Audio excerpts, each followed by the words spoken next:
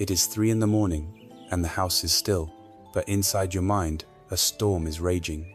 The silence of the room only makes the inner noise louder. There are replays of conversations, words you wish you had said, or words you wish you could take back. There are looming deadlines, financial pressures that feel like a physical weight on your chest, and the quiet, persistent hum of a question you cannot quite form, a question about meaning, about purpose. You reach for your phone, its cool blue light a familiar comfort in the dark. You scroll endlessly through the curated lives of others, through breaking news and fleeting distractions, searching for something to silence the storm. But the digital noise only makes you feel more empty, more alone.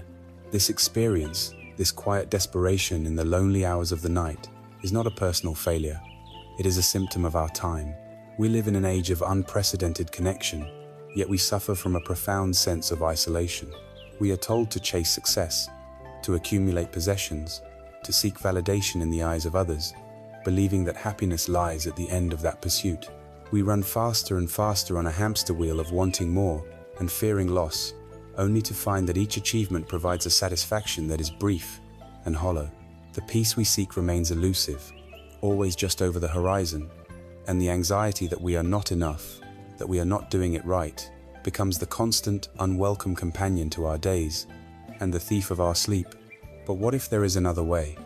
What if peace is not something to be found out there, in the world of things and accomplishments, but something to be cultivated, right here, inside of us?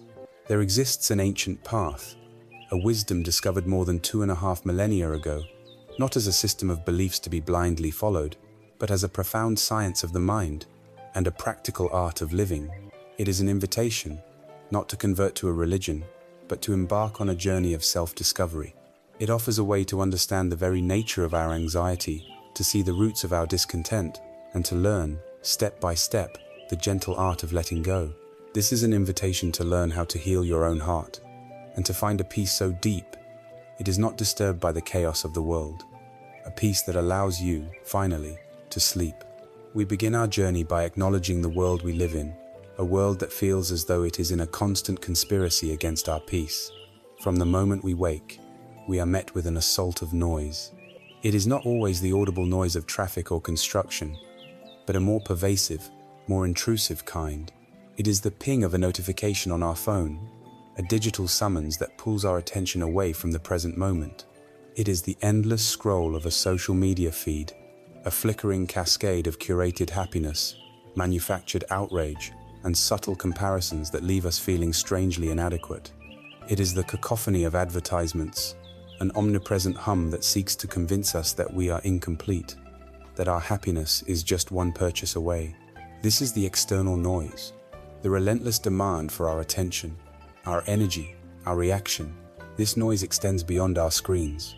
It is the weight of expectations, from our work, our families, our society, the unspoken pressure to be productive, to be successful, to be available at all times. We are expected to have an opinion on everything, to respond instantly, to perform a version of ourselves that is always confident, always capable, always moving forward. This constant performance is exhausting. It creates a subtle but persistent tension in our bodies and minds, a feeling that we can never truly rest, because the moment we stop, we might fall behind. We might miss something. We might disappoint someone. This fear is a form of noise, a static that underlies the soundtrack of our lives. Faced with this relentless barrage, our natural instinct is to fight back. We try to control our environment, to carve out a space of perfect quiet. We buy noise-canceling headphones. We go on digital detoxes. We dream of escaping to a cabin in the woods, a place far from the demands of the world. We believe that if only we could eliminate the external distractions, we would find peace. But this strategy is a battle we can never win.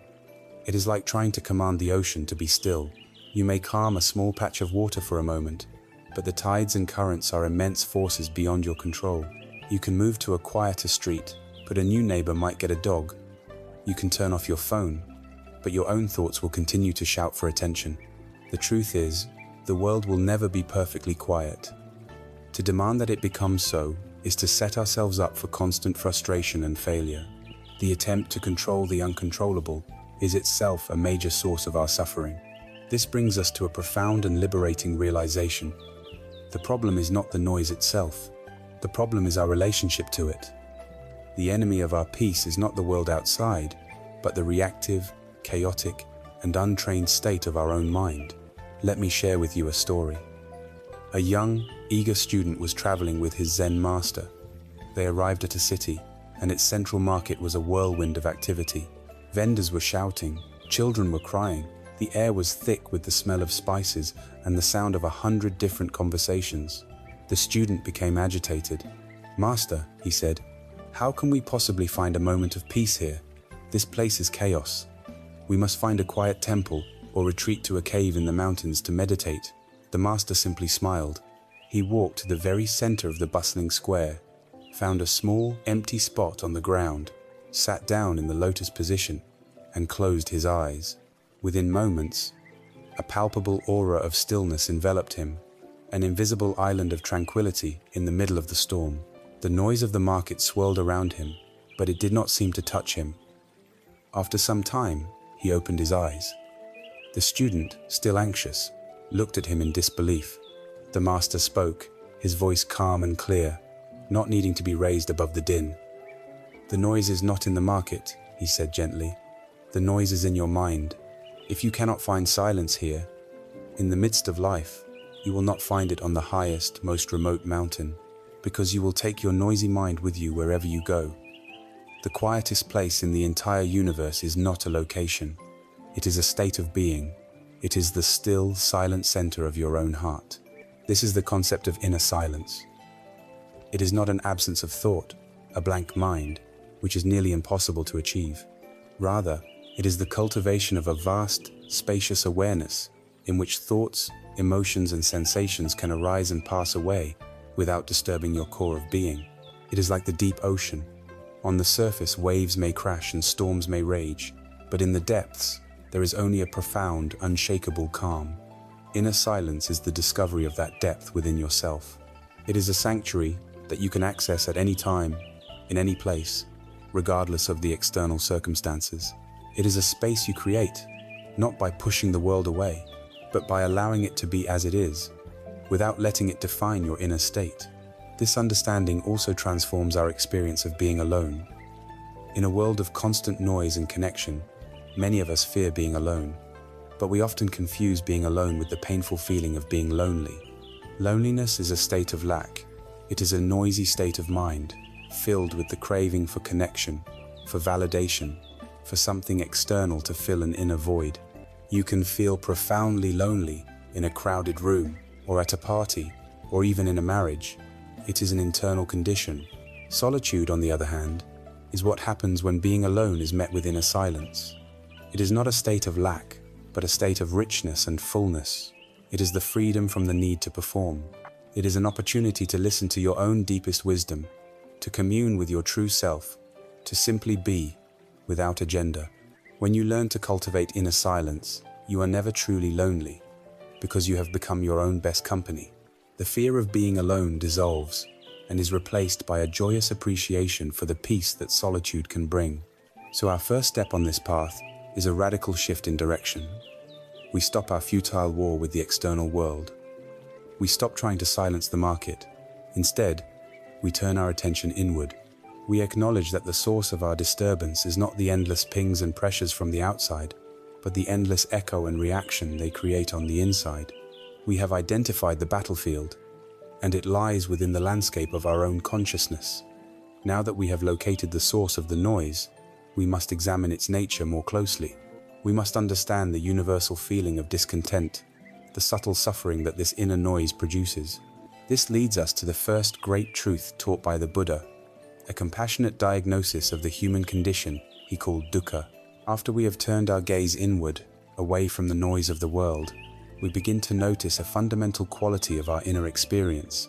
It is a subtle but persistent feeling of dis-ease, a sense of friction, a feeling that things are never quite right. The Buddha gave this feeling a name.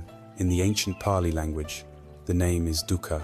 Now, this word is most often translated into English as suffering, and this single translation has caused a great deal of misunderstanding. It can make the path seem pessimistic, grim, and world-denying, as if its first premise is that life is nothing but agony. But this is a profound misreading of its intent. The word dukkha is far more subtle, nuanced, and encompassing than simple pain. A better translation might be unsatisfactoriness, or dis-ease, or the stress that comes from resisting reality. To truly understand this first great truth, we must see it not as a bleak metaphysical judgment on life, but as a compassionate and practical diagnosis, like that of a skilled physician. Before a doctor can offer a cure, they must first accurately and honestly name the ailment. Acknowledging dukkha is simply the courageous first step of looking squarely at our experience and admitting that, threaded throughout our lives, alongside moments of joy and peace, there is this pervasive quality of unsatisfactoriness. It is not about denying the beauty of life, but about ceasing to deny the parts that are difficult. To make this diagnosis clearer, the teaching breaks dukkha down into three distinct, though overlapping types. The first is the most obvious. It is called dukkha, which can be translated as the pain of pain. This is suffering in the way we normally understand it. It is the sharp, undeniable pain of a migraine headache, the chronic ache of an injured back, the discomfort of sickness. It is also the raw emotional pain of grief when we lose someone we love, the sting of a harsh criticism, the anxiety of a financial crisis, or the heartbreak of betrayal. This form of dukkha is not difficult to recognize. It is an unavoidable part of having a physical body and a sensitive heart in an unpredictable world. We all experience it, and we all instinctively seek to be free from it. The second type of dukkha is far more subtle, and it reveals the genius of this psychological system. It is called viparinama dukkha, the suffering of change. This is the unsatisfactoriness that is cleverly hidden within our happiness. It is the stress that comes from the fact that all pleasant experiences are temporary. Think of the most delicious meal you have ever eaten. Part of the experience, even while you are enjoying it, is the subtle knowledge that it will end. The last bite is tinged with a small sadness. Think of a perfect vacation. As the days pass, the thought of returning to work and routine begins to cast a small shadow. The very peak of our joy contains the seed of its passing. This is the dukkha of change. We get the promotion we work so hard for, and for a while we feel euphoric, but soon the newness wears off. New responsibilities create new stress, and we are left feeling that something is still missing. We fall in love, and the bliss of that connection is often accompanied by a quiet, deep-seated fear of losing it. We cling to these happy moments, trying to freeze them in time, but life is a river, not a photograph. Our resistance to this flow, our attempt to hold on to what is by its very nature fleeting, is a profound source of anxiety. It is the reason why a life spent solely in the pursuit of pleasure can never lead to lasting peace. We are trying to build a permanent home on shifting sands. The third, and most profound, type of dukkha is called sankhara dukkha. This is the suffering of conditioned existence. This is the background static of our lives. It is the pervasive, baseline unsatisfactoriness that comes from the very nature of being a temporary, fragile, and dependent self in a world of constant flux. Everything in our experience, including our sense of self, is conditioned, meaning it is composed of other things, and it is dependent on countless factors outside of its control. Your body needs food, water, and air. Your mind is shaped by your upbringing, your culture, and your experiences. There is no solid, independent, unchanging you at the core of it all. This inherent instability, this fundamental groundlessness of our existence, creates a low-level, chronic hum of anxiety. It is that feeling you have late at night, when all the distractions have faded. It's not about a specific problem, but a general feeling of vulnerability. It is the friction of being alive. It is the quiet recognition that our bodies will age, our minds are unreliable, and that everything we hold dear is subject to change without our permission. Sankhara dukkha is the ultimate reason why even a life free from major tragedy and filled with pleasant experiences can still feel fundamentally unsatisfying. There is a powerful story that illustrates this journey from personal agony to a universal understanding of dukkha. A young woman named Kisa Gotami lived happily with her husband and their infant son. One day, tragedy struck, and her son died suddenly. consumed by a grief so powerful it bordered on madness. She refused to accept his death. She clutched the small, lifeless body to her chest and wandered through her village, going from person to person, begging for a medicine that could restore her son to life. Some pitied her, others mocked her, but no one could help her. Finally, someone suggested she go see the Buddha. She ran to him, laid her child at his feet, and pleaded for the magical cure. The Buddha looked at her not with pity, but with immense compassion. He did not dismiss her pain or tell her to simply accept reality.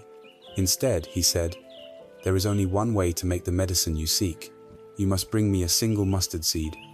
But," he added, "it must be taken from a house where no one or no child, no spouse, no parent, no servant thus ever died." Kisa Gotami was filled with a desperate hope.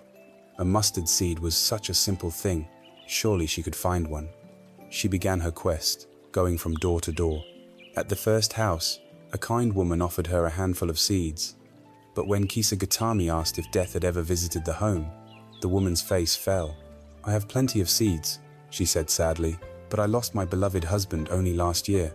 At the next house, the story was the same.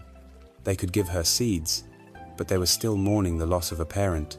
She went to house after house, through the entire village, from the richest mansions to the poorest huts. Everywhere she went, she was met with the same reply: "The living are few, but the dead are many." Do not remind us of our deepest grief.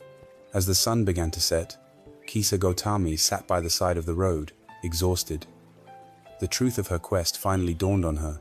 There was not a single home untouched by loss. Her own devastating grief, which she had experienced as a uniquely cruel punishment, was in fact the shared, universal inheritance of all human beings. In that moment, her frantic, selfish grief transformed into a deep, quiet, and boundless compassion for all living things. She understood Dukkha. She went to the forest, gently laid her son to rest, and returned to the Buddha, not with a mustard seed in her hand, but with a profound understanding in her heart. Like Kisa Gotami, we must all make this journey, to look at our own pain, our own anxieties, our own dissatisfactions, and have the courage to see them not as a personal failure, but as a fundamental part of the human experience. This is not pessimism. It is the foundation of empathy. It is the beginning of wisdom. It dissolves our sense of isolation and connects us to everyone else who has ever lived. By bravely and honestly diagnosing the symptom of dukkha in all its forms, we have taken the most important step. We have stopped running from our own experience. Now, with our feet planted firmly on the ground of reality, we can begin to ask the next logical question. If this unsatisfactoriness is the symptom, what is its cause? This inquiry leads us directly to the second great truth, the discovery of the root of dukkha, a force within our own minds, known as tanha, or clinging. Having courageously looked at the symptom, the universal dis-ease of dukkha, we are no longer in the dark. We have acknowledged the nature of our ailment. Now, like a physician moving from diagnosis to etiology, we must ask the crucial next question. Where does this unsatisfactoriness come from? What is the root cause? The Buddha identified this cause with pinpoint precision. He gave it the name tanha. This Pali word is often translated as craving or desire, but its essence is more primal, more visceral. The literal meaning of tanha is thirst. It is a deep, instinctual, and relentless thirst for things to be different than they are. It is the engine that drives the endless cycle of wanting and dissatisfaction. It is the force that keeps us chained to the wheel of anxiety. To understand tanha, we must see that this thirst manifests in three primary ways. The first and most familiar is the thirst for sense pleasures. This is the craving for things that feel good to our body and our ego. It is the desire for a delicious meal, the comfort of a luxurious bed, the pleasure of a beautiful song, or the thrill of a new romance. In our modern world, this form of tanha is amplified 1,000 times over. It is the craving for the next notification, the next like on our social media post, the next episode in a series, the next purchase that promises to finally make us happy. It is a constant seeking of pleasant sensations, a belief that if we can just arrange our external world perfectly, surrounding ourselves with enough pleasure and comfort, we can insulate ourselves from any discomfort. But as we have seen, all pleasant experiences are temporary. This thirst for sense pleasure is, by its very nature, unquenchable. It is like drinking salt water to quench a thirst. The more you drink, the thirstier you become. The second form of this thirst is deeper and more subtle. It is the thirst for existence, for becoming. This is the craving for our personal story to continue, to become something more, something better, something permanent. It is the driving force behind our ambition. It is the desire to be seen, to be important, to build a legacy, to leave a mark on the world. It is the clinging to our own life, the deep-seated fear of oblivion. This thirst for becoming is also what fuels our obsession with self-improvement, the constant project of trying to become a happier person, a more successful person, or a more enlightened person. We create an idealized version of ourselves in the future, and then we thirst for that version to become real, generating a constant sense of dissatisfaction with who we are in the present moment. We are always becoming, never simply being. The third form of thirst may seem paradoxical, but it is just as powerful. It is the thirst for non-existence. This is the intense craving to get rid of unpleasant experiences. It is the desperate wish for a painful feeling to go away, for an annoying person to leave us alone, for an embarrassing memory to be erased. This is the energy of aversion, of pushing away. When you feel anger, it is fueled by the thirst for the object of your anger to be different or to disappear. When you feel fear, it is fueled by the thirst for the feared outcome not to happen. In its most extreme form, this thirst for non-existence can manifest as self-hatred or suicidal thoughts, the ultimate craving to annihilate the self that is experiencing the unbearable pain. This reveals the true nature of tanha. It is not simply about wanting good things. It is a fundamental reactivity to all experience, a relentless thirst to control reality, pulling what we like towards us, and violently pushing what we dislike away. This three-pronged thirst creates the very cycle of anxiety that keeps us awake at night. It works like this. First, a craving arises. Our mind latches onto an object, a person, an idea, or a feeling, and generates the thought, if only I had that, or if only this would go away, I would be at peace. This creates a painful sense of lack. Second, we are driven to action. We expend enormous amounts of mental and physical energy pursuing what we want, or running from what we don't. Third, if we succeed, we experience a moment of relief, a fleeting pleasure. The thirst is momentarily quenched, but then, inevitably, the fourth stage arrives. The pleasure fades. The new car becomes just a car. The thrill of the promotion wears off. The quiet we craved is interrupted by a new noise. The inherent unsatisfactoriness of all temporary states reasserts itself. And so, the fifth stage begins. The mind, restless and unfulfilled, searches for a new object to fixate on, a new promise of happiness, and the entire exhausting cycle begins all over again.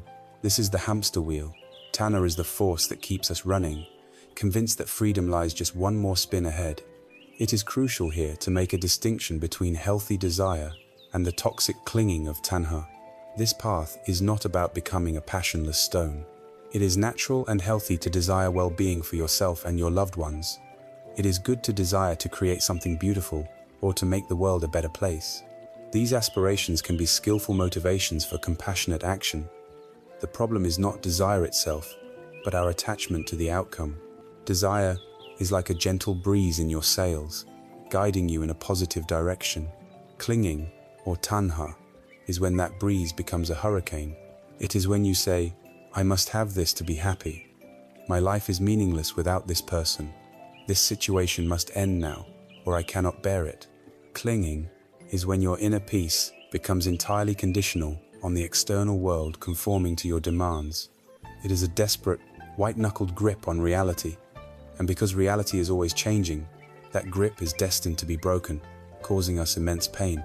This clinging extends far beyond physical objects, or even people. We cling fiercely to our views and opinions. We derive a sense of identity and security from being right. Think of the heat and anger that arises in a political discussion or an online argument. That is tanha at work, the thirst to have our view of the world validated and the thirst for opposing views to be annihilated. We are not just debating ideas, we feel as if our very self is under attack. And this points to the deepest clinging of all, the clinging to the story of me. We cling to labels. I am a strong person. I am an anxious person. I am a success. I am a failure. We cling to these identities, both positive and negative, because they provide a sense of a solid, stable self. But they are also prisons. They prevent us from seeing the fluid, ever-changing nature of who we are, and they lock us into patterns of behavior. There is a story that perfectly illustrates this self-imprisonment. In some parts of Asia, hunters have a clever way of trapping monkeys. They take a coconut or a gourd, make a small hole in it, and place some rice inside. The hole is just large enough for a monkey to slide its open hand in. A monkey, smelling the rice, will come along, reach its hand inside, and grasp a fistful of the food. But when it tries to pull its hand out, the fist, now clenched and full of rice, is too large to fit back through the narrow opening. The monkey will pull and shriek and struggle for hours, but it will not be free. The strange and tragic thing is that at any moment, the monkey could escape. All it has to do is open its hand, let go of the rice, and its hand would slide out easily. But its craving, its tanha, is so powerful, its grip on the prize so tight, that it cannot bring itself to let go, even to save its own life. The hunter returns and captures the monkey, not because the trap is so strong, but because the monkey's own clinging is its cage. We are that monkey, and the rice is everything we cling to: our possessions, our reputation, our pleasures, our resentments, our ideas about who we are. The universe is not holding us captive. Our own clenched fist, our own unwillingness to let go, is the sole cause of our being trapped. By understanding tanha, we have completed the diagnosis. We have seen the symptom, dukkha, the pervasive unsatisfactoriness of our lives. And now we have seen its root cause, tanha, the relentless thirst and clinging of our own minds. A path to liberation now becomes clear. The goal is not to destroy desire, but to transform our relationship to it, loosen the grip, to unclench the fist. To do this, we need to train the mind to become less reactive, to see the arising of thirst without being swept away by it. This requires a specific skill, a fundamental tool for mental cultivation. This tool is the practice of mindfulness, the art of bringing a calm, steady awareness to the present moment. We have now traced our anxiety and dissatisfaction back to their source. We have seen that the symptom is dukkha, the pervasive feeling of unsatisfactoriness, and the cause is tanha, the relentless thirst and clinging of the mind. This diagnosis, while profound, might leave us feeling helpless, as if we are at the mercy of a deeply ingrained mental habit, but the path of awakening is eminently practical. It does not leave us with a diagnosis without offering a cure. The prescription, the first and most fundamental tool for healing, is the practice of chaniyam, or mindfulness.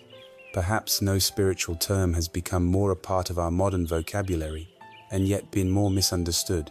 When we hear the word mindfulness, we might think of complex meditation postures, the impossible goal of emptying the mind, or simply a trendy technique for stress reduction. But at its heart, mindfulness is something far simpler, more accessible, and more profound. It is the art of showing up for your own life. It is the simple, radical act of paying attention, on purpose, in the present moment, without judgment. Let us break that down. Paying attention means consciously choosing where to place your awareness. On purpose means you are doing it intentionally, not accidentally. In the present moment means your awareness is right here, right now, not lost in memories of the past or fantasies about the future. And the most important part, without judgment, means you observe whatever arises in your experience with a gentle, allowing, and compassionate acceptance. To understand the necessity of this practice, we must first appreciate the default state of the untrained mind. In Buddhist teachings, this is often called the monkey mind. Like a restless monkey swinging from branch to branch, our mind constantly jumps from one thought to the next. In the space of a single minute, it can swing from planning dinner, to replaying an old argument, to worrying about a future meeting, to judging a sensation in the body, to noticing a sound outside. It is a chaotic, untamed energy. We are so accustomed to this inner chaos that we assume it is normal. We spend most of our lives not actually living in the present, but living in a thought stream about the past and future. We are physically here, but our mind is somewhere else entirely. Mindfulness is the gentle training that teaches this monkey how to be still, even for just a moment, and to rest in the present. The most direct way to begin this training is through the practice of mindfulness of breath. The breath is a remarkable tool. It is always with us, from the moment of our birth to the moment of our death, and it is always happening in the present moment. You cannot breathe in the past, and you cannot breathe in the future. So, let us try a simple practice. Find a comfortable position, either sitting on a cushion or in a chair, with your back relatively straight but not rigid, in a way that feels both dignified and relaxed. You can close your eyes gently, or keep them slightly open with a soft, unfocused gaze. Now, simply bring your attention to the sensation of your own breathing. You don't need to control it, deepen it, or change it in any way. Just observe it. You might notice the feeling of the air entering and leaving your nostrils, a subtle coolness on the in-breath and warmth on the out-breath. Or, you might prefer to rest your attention on the gentle rise and fall of your abdomen or chest. Choose one spot and let your awareness rest there, as if it were a butterfly resting on a flower. Now, sooner or later, and probably sooner, you will notice that your mind has wandered. You will find yourself lost in a thought, a memory, a plan. This is the most important moment in the entire practice. The goal is not to prevent the mind from wandering, that is its nature. The practice is to notice that it has wandered. The moment you become aware that you are thinking, that is a moment of pure mindfulness. In that moment, without any criticism or judgment, without scolding yourself for getting distracted, you simply acknowledge the thought, and then gently, kindly, guide your attention back to the sensation of the breath. You may have to do this 10 times or 100 times in a single sitting. It does not matter. Every single time you bring the mind back, you are strengthening your muscle of attention. Every return is a victory. This is not a practice of perfection, but a practice of patient, compassionate returning, over and over again. While formal sitting meditation is a powerful way to train the mind, the true purpose of mindfulness is to bring this quality of awareness into every moment of our lives. You can transform the most mundane activities into profound meditative practices. Consider the simple act of drinking a cup of tea. How often do we do this on autopilot? Our minds a million miles away. A mindful cup of tea is a different experience. You begin by noticing the weight and warmth of the cup in your hands. You look at the color of the liquid, the steam rising from its surface. You bring it to your nose and inhale the aroma. Then, you take a sip, and you are fully present for the sensation of the warm liquid in your mouth, its taste, its texture. You are not thinking about your to-do list or what happened yesterday.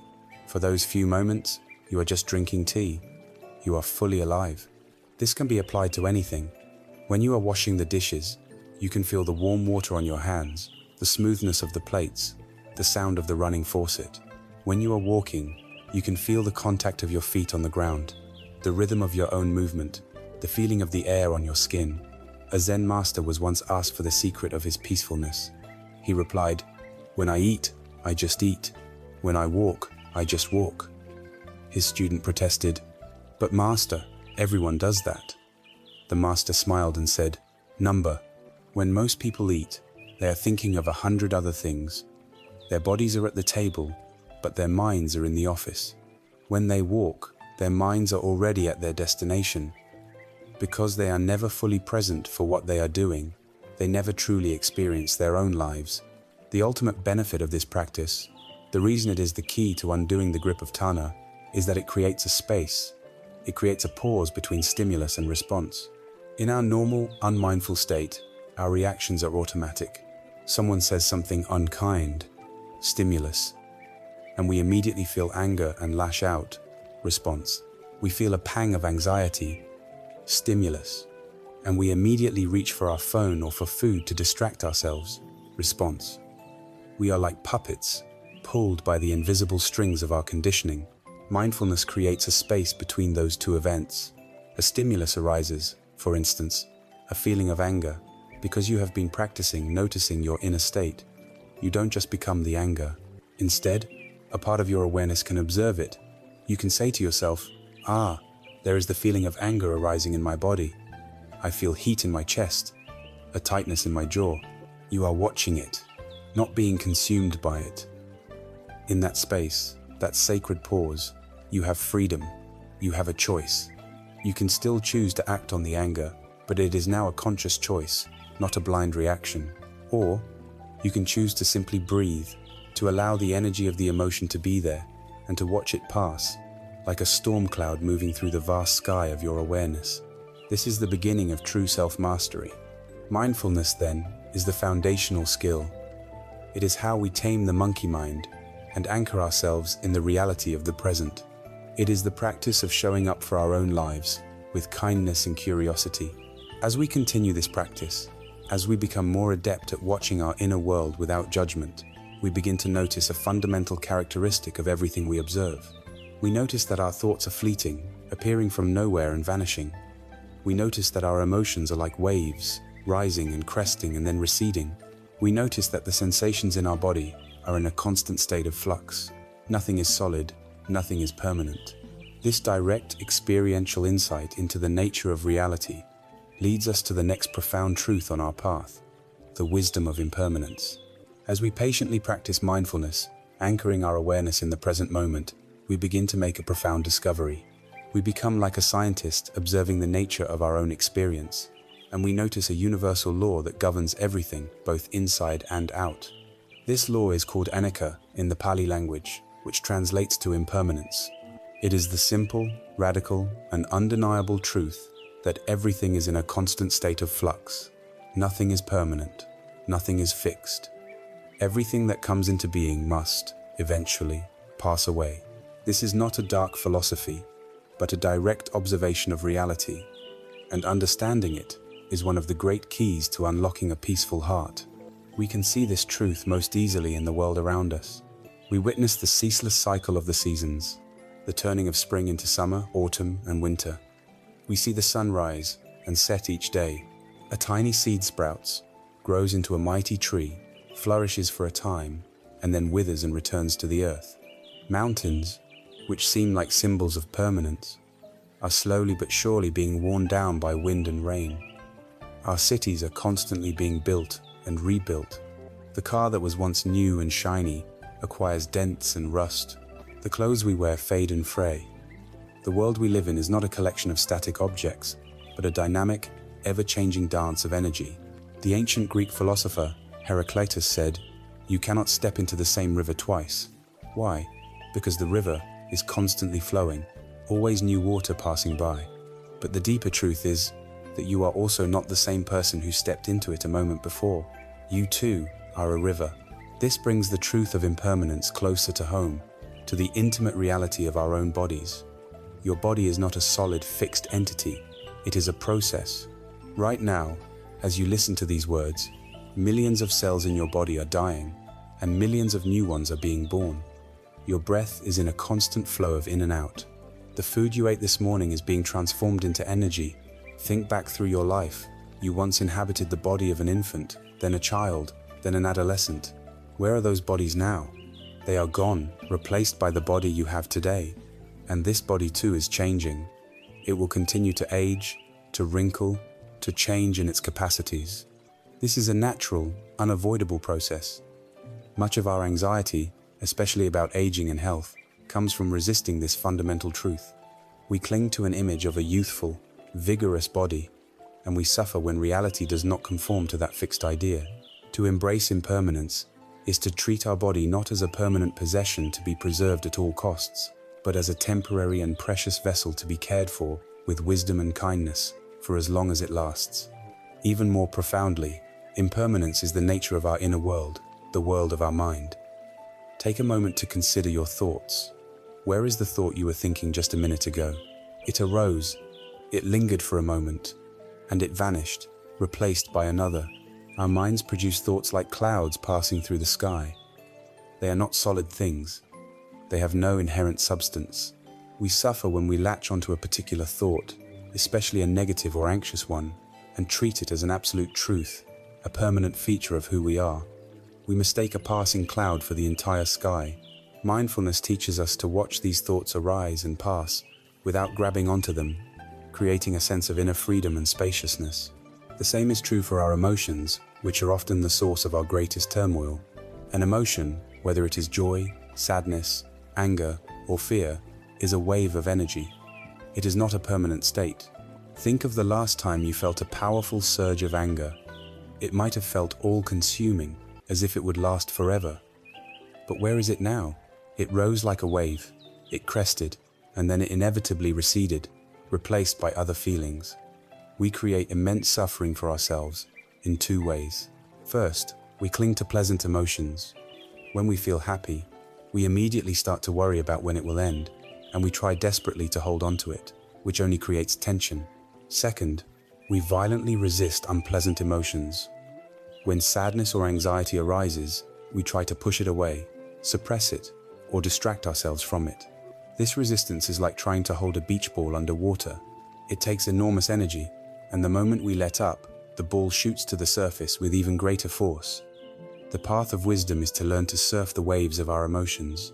It means allowing ourselves to feel them fully, as energy in the body, without being swept away by the stories we attach to them. It is the difference between saying I am sad, which creates a solid, painful identity, and saying, I am experiencing the feeling of sadness right now, which recognizes its temporary, flowing nature. This points to the heart of the matter. Change itself is not the cause of our suffering. Suffering arises from our resistance to change. The universe has one fundamental rule. Everything flows. Our pain comes from standing in the middle of this universal river and trying to stop it. We build dams of denial around our aging bodies. We construct walls of aversion to keep out unpleasant feelings. We desperately try to grasp and hold the flowing water of happy moments. This struggle is exhausting, and it is doomed to fail. Peace is found not in stopping the river, but in learning to move with its current. It is the release of this resistance, the deep, embodied acceptance of the flow of life, that brings a profound sense of ease and grace. When we stop fighting impermanence, we can begin to see its hidden beauty. In fact, impermanence is what gives life its meaning and preciousness. If a spectacular sunset were to last forever, we would eventually take it for granted and stop looking at it. It is the knowledge that its beauty is fleeting that makes us stop and cherish it. This very moment, right now, will never come again. Understanding this infuses our ordinary experiences with a sense of sacredness. Impermanence is also the foundation of all hope and growth. If things were permanent, change would be impossible. A wound could never heal. A mistake could never be corrected or learned from.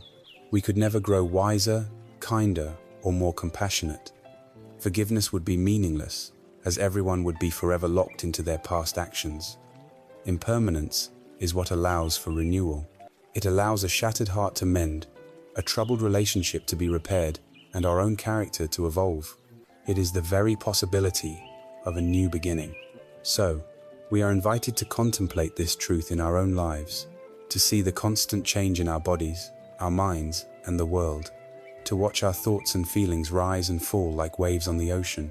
As we do this, our clinging begins to loosen its grip naturally.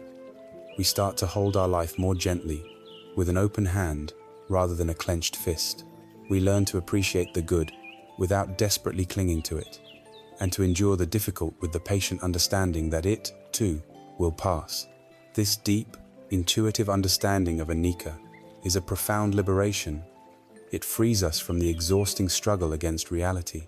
And yet, this very understanding leads us to an even deeper, more startling question. If everything I experience is in constant flux, my body is a process, my thoughts are fleeting, my emotions are waves, then who, or what, is this I that is witnessing all of this change? If the contents of my experience are all impermanent, is there a permanent, unchanging self at the center of it all? This powerful inquiry, born from the direct observation of impermanence, leads us to the threshold of the next great discovery on our path, the wisdom of Anatta, or non-self. Having followed the river of impermanence to its source, watching our thoughts, feelings, and even our own bodies arise and pass away, we arrive at the most profound and challenging question on this entire journey of awakening. If everything I can point to is in a state of constant flux, if nothing is permanent, then who or what is this I that seems to be at the center of it all? Who is the watcher of these thoughts? The feeler of these emotions? Our deepest, most ingrained assumption is that there is a solid, continuous, and independent self, a core being that is the owner of our experiences and the captain of our ship. The Buddha's most unique and radical teaching is a direct challenge to this assumption. This teaching is called Anatta, or non-self. Let us be very clear from the outset. When Western ears first hear the term non-self, it can sound terrifying. It can conjure images of nihilism, of annihilation, of a cold, empty void where a vibrant person used to be. It can feel like a denial of our very existence. But this is a fundamental misunderstanding. The wisdom of Anatta is not a doctrine of non-existence.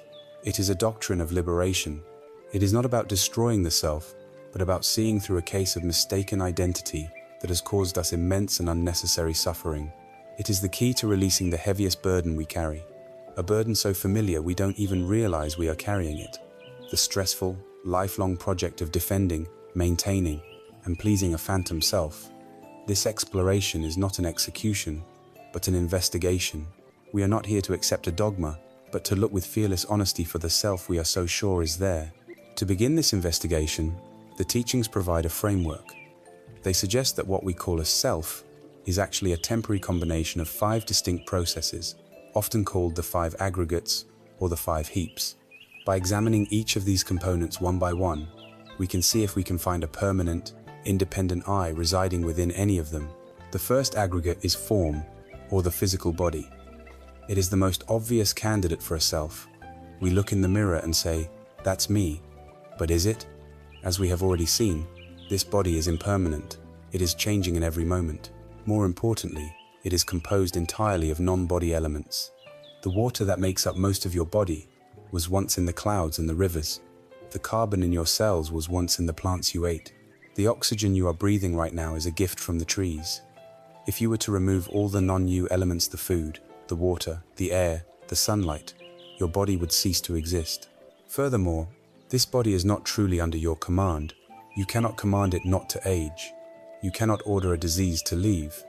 It functions according to its own natural laws, not the dictates of a central CEO. So, if this body is made of things that are not it, is constantly changing, and is not under our ultimate control, how can we logically claim it as a permanent, independent self? It is a precious vessel, a temporary residence, but it is not who we are. The second aggregate is feeling, or sensation. These are the raw feelings that arise whenever our sense organs make contact with the world, pleasant, unpleasant, or neutral.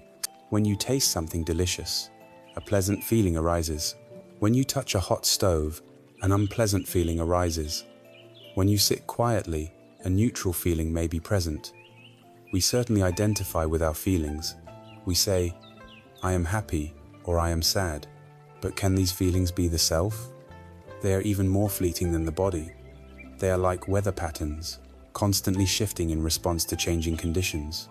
One moment there is joy, the next moment boredom, the next moment irritation.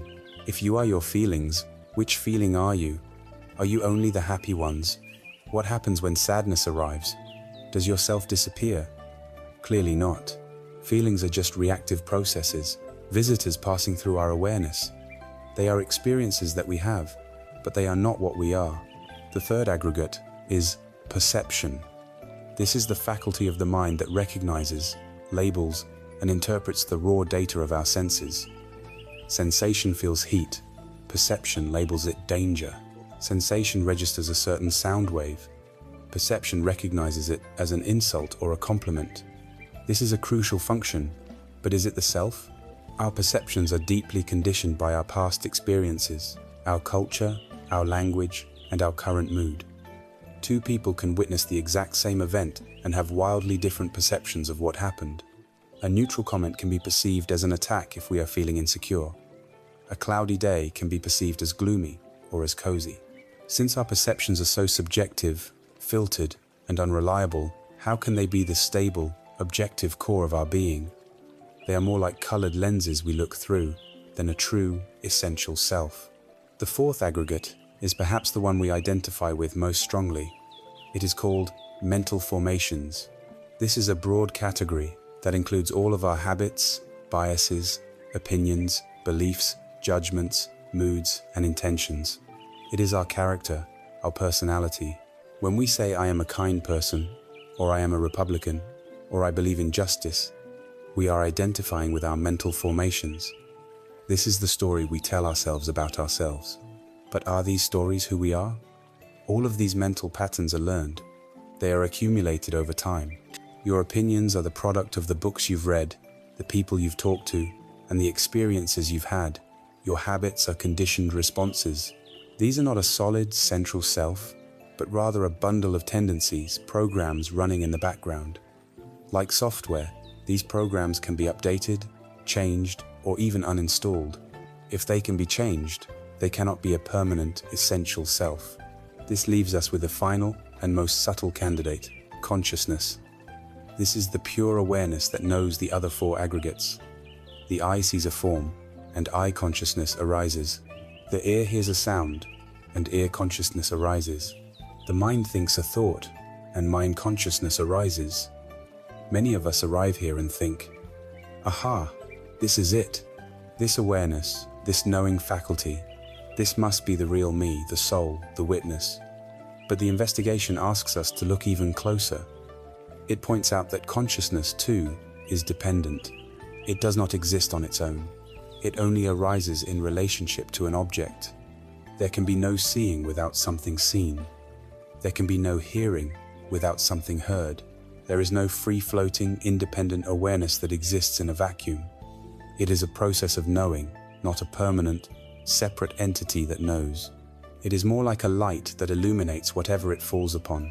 But the light itself has no independent existence without a source and an object. So, after this thorough investigation, we are left with a startling conclusion. We have taken apart the machine we call self, and we cannot find a driver in the seat. We have looked in the body, in our feelings, in our perceptions, in our thoughts, and even in consciousness itself. And we have not found a permanent, independent, solid I. What we call a self is a dynamic, interdependent process, a temporary convergence of these five flowing aggregates, like a whirlpool in a river. The whirlpool has a recognizable form and pattern for a time, but it has no separate existence from the water. It is a verb, not a noun. The practical, life-altering power of this insight is beautifully captured in a famous parable from the Taoist sage Chuang Tzu. A man was peacefully rowing his boat across a river on a misty morning. Suddenly, another boat came out of the fog and crashed into his. The man was furious. He had been in a state of calm, and now his peace was shattered. He stood up and began to shout, ready to unleash a torrent of blame and anger on the careless person who had hit him. But as he looked closer, he saw that the other boat was empty. There was no one in it. It had simply come loose from its moorings and had been carried downstream by the current. In that instant, all of his anger vanished. There was no one to blame. There was no one to be angry at. It was just an event, an empty boat. Chuang Tzu concludes, "Who can you be angry with if you learn to paddle your own boat as if it were an empty one?" This story is a profound metaphor for our lives. Most of the time, when we feel hurt, offended, or attacked, we are being hit by empty boats. The person who insults you at work is not targeting a solid, real you. They are being driven by the currents of their own conditioning, their own fear, their own insecurity, their own suffering. Their words are a product of their own mental formations, their own empty boat drifting aimlessly. When we hold on to a strong, solid sense of self, we become a fixed target. Every criticism feels like a personal assault. Every setback feels like a personal failure. Our ego is constantly bruised because we are putting a fragile, imaginary entity in the path of life's unpredictable currents. But when we begin to realize the truth of Anatta, when we see that our own boat is also, in a sense, empty of a fixed, separate captain, everything changes. We stop taking things so personally. The sting of criticism lessens because there is no solid me to be stung. The intoxicating inflation of praise also diminishes because there is no solid me to be puffed up. We develop a new kind of resilience, a deep emotional stability that comes from not having a fragile ego to constantly defend. We see the person lashing out at us, not as a malicious attacker, but as another empty boat, caught in its own currents of suffering. This does not mean we become passive doormats. We can still act to protect ourselves from harm, but we do so with a clear mind and a compassionate heart, not from a place of reactive anger and wounded pride. So, if there is no separate self, what is there? Does this leave us as isolated, meaningless automatons? On the contrary, it reveals a reality that is far more wondrous and connected than our ego-bound view could ever allow. In the absence of a hard boundary between me and not me, we discover what the Zen master Thich Nhat Hanh called interbeing. We see that we are not separate nouns, but interconnected verbs. You inter-are with the sun that provides your energy, the farmers who grew your food, the ancestors who gave you your genes, the writers who shaped your ideas. The illusion of a separate self is the root cause of loneliness, fear, and conflict. The wisdom of Anatta is the gateway to realizing our profound connection with all of life. This realization is the ultimate freedom. It is freedom from the exhausting prison of self-consciousness. It is freedom from the poison of comparing ourselves to others, because there are no two separate fixed entities to compare. It is freedom from the fear of death, because what we are is not a temporary identity that can be destroyed, but a process that is an inseparable part of the ongoing, ever-changing dance of the universe. Dropping the concept of a separate self is like finally setting down a heavy bag you have been carrying on your back your entire life, a bag you didn't even know you were carrying until you felt the lightness of its absence. This journey from seeing the impermanence of all things to investigating the emptiness of the self is a radical reorientation of our entire worldview. It can be unsettling, but it is the necessary ground clearing for a new way of living to emerge. Now that we have challenged our most basic assumptions about reality and our own identity, we are left with a practical question. How, then, should we live? How do we skillfully navigate this flowing, interconnected, selfless existence? This calls for a path of profound balance, a way of living that avoids falling into the extremes of indulgence or denial. This path is known as the middle way. After the profound and perhaps unsettling realization that there is no fixed, separate self to be found, we might feel as though the ground has fallen away from beneath our feet.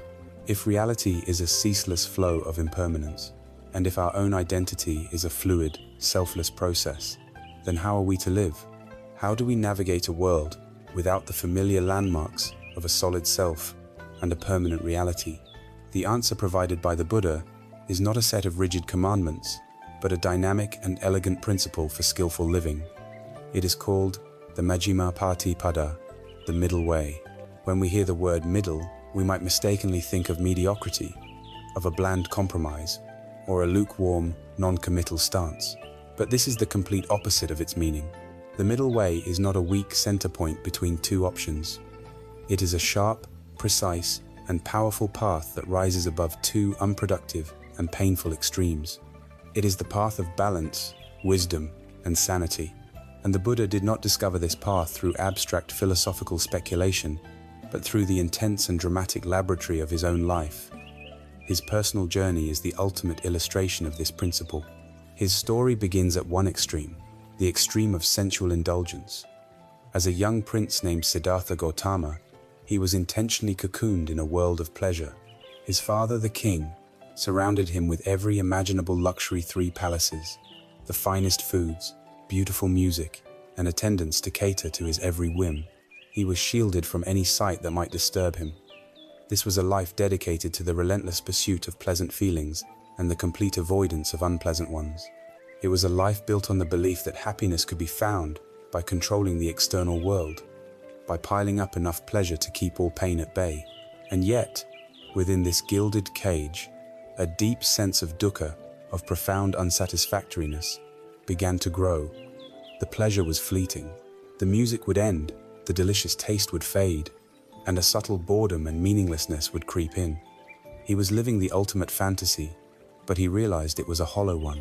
His spirit thirsted for something more real. Driven by this existential angst, he renounced his palace and swung to the opposite pole, the extreme of self-mortification. For 6 long years he became a wandering ascetic, subjecting his body and mind to the most severe and punishing practices imaginable. He practiced extreme fasting, eating only a single grain of rice a day, until his ribs protruded like a rickety fence and his spine could be seen through the skin of his stomach. He slept on beds of thorns and in charnel grounds among corpses to overcome his fear.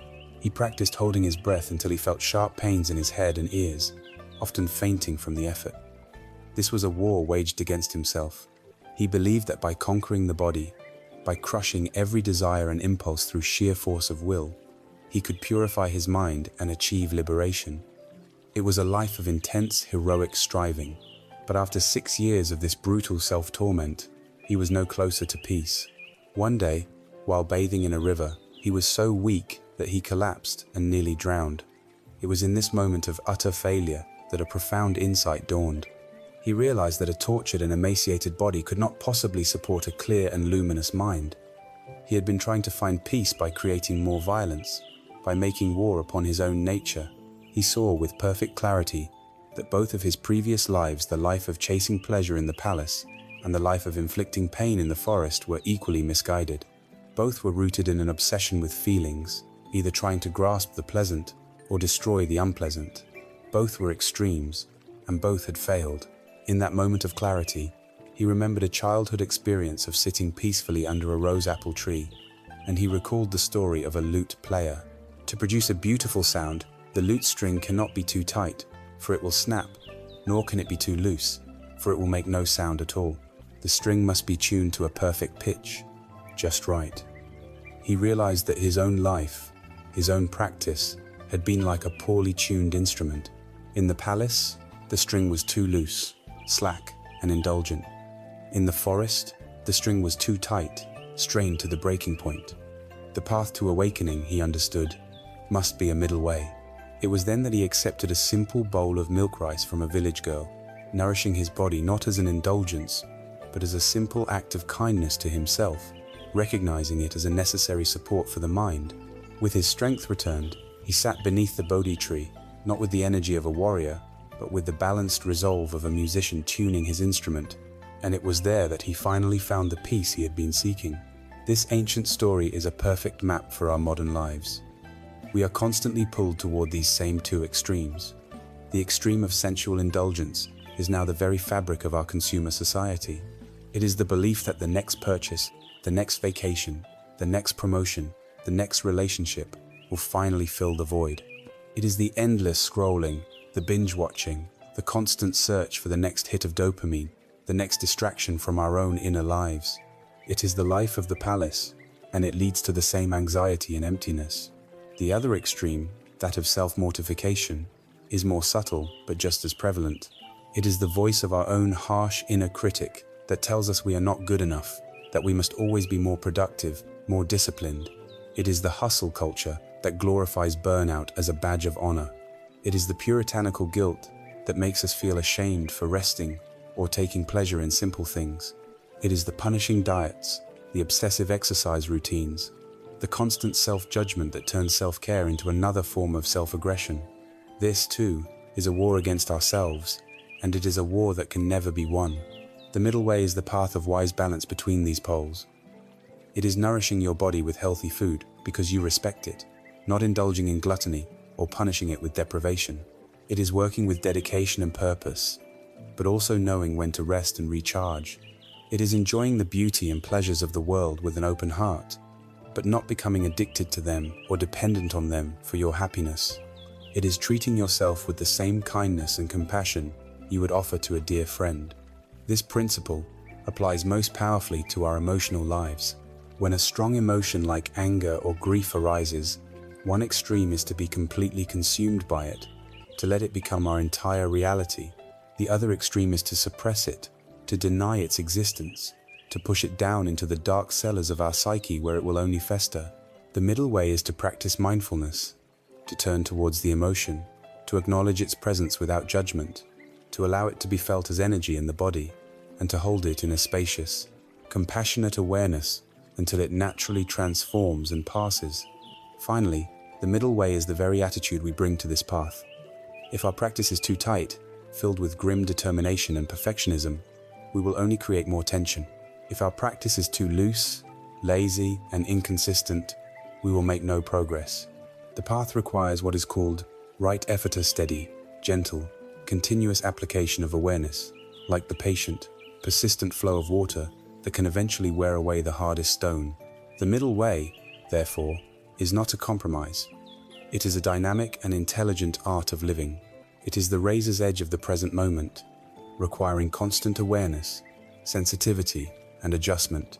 It is the path of sanity in a world that pulls us toward extremes. By learning to tune the instrument of our own body and mind, we create the conditions for a life of harmony and peace.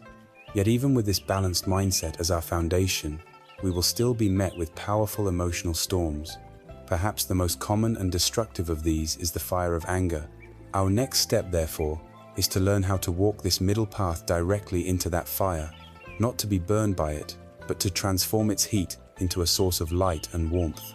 Walking the middle way requires a mind that is balanced and clear, but this state is constantly challenged by powerful emotional storms that threaten to pull us into extremes. Of all these storms, perhaps none is more potent, more common, and more destructive than the fire of anger. Anger can feel like a flash flood, a sudden, hot surge of energy that hijacks our reason, poisons our relationships, and leaves a trail of regret in its wake. It is an emotion that can lead us to say and do things that are deeply harmful to others and to ourselves. In our unskillful attempts to deal with this powerful energy, we typically resort to one of two failed strategies, the very extremes the middle way cautions against. The first extreme is uncontrolled expression. We believe that venting our anger is a healthy release. But more often than not, this is like pouring gasoline on a fire. When we indulge in an angry outburst, we are not releasing the energy, we are rehearsing it. We replay the offending incident in our minds. We add layers of blame and self-righteous justification. We speak words that are designed to wound. Each angry thought becomes another log on the fire, causing it to burn hotter and longer. We might feel a momentary sense of power, but it is quickly replaced by shame, guilt, and the damage done to our connections with others. The fire, instead of burning out, has merely spread. The second extreme is suppression. We have been taught that anger is a negative or unspiritual emotion, so when it arises, we push it down. We clench our jaw, swallow the bitter words, and put on a mask of civility. We tell ourselves and others, "I'm not angry," but this does not extinguish the fire. It merely buries it. The anger turns inward, where it smolders as resentment, bitterness, and passive aggression. It becomes a slow-acting poison that corrodes our own heart and can manifest in physical ailments like high blood pressure and chronic tension. By denying its existence, we give it a secret, insidious power over us. The Buddhist path offers a third way, a true middle way for working with anger. It is a path of transformation, not of suppression or indulgence. It asks us to approach our anger not as an enemy to be conquered, but as a suffering part of ourselves in need of our care and attention.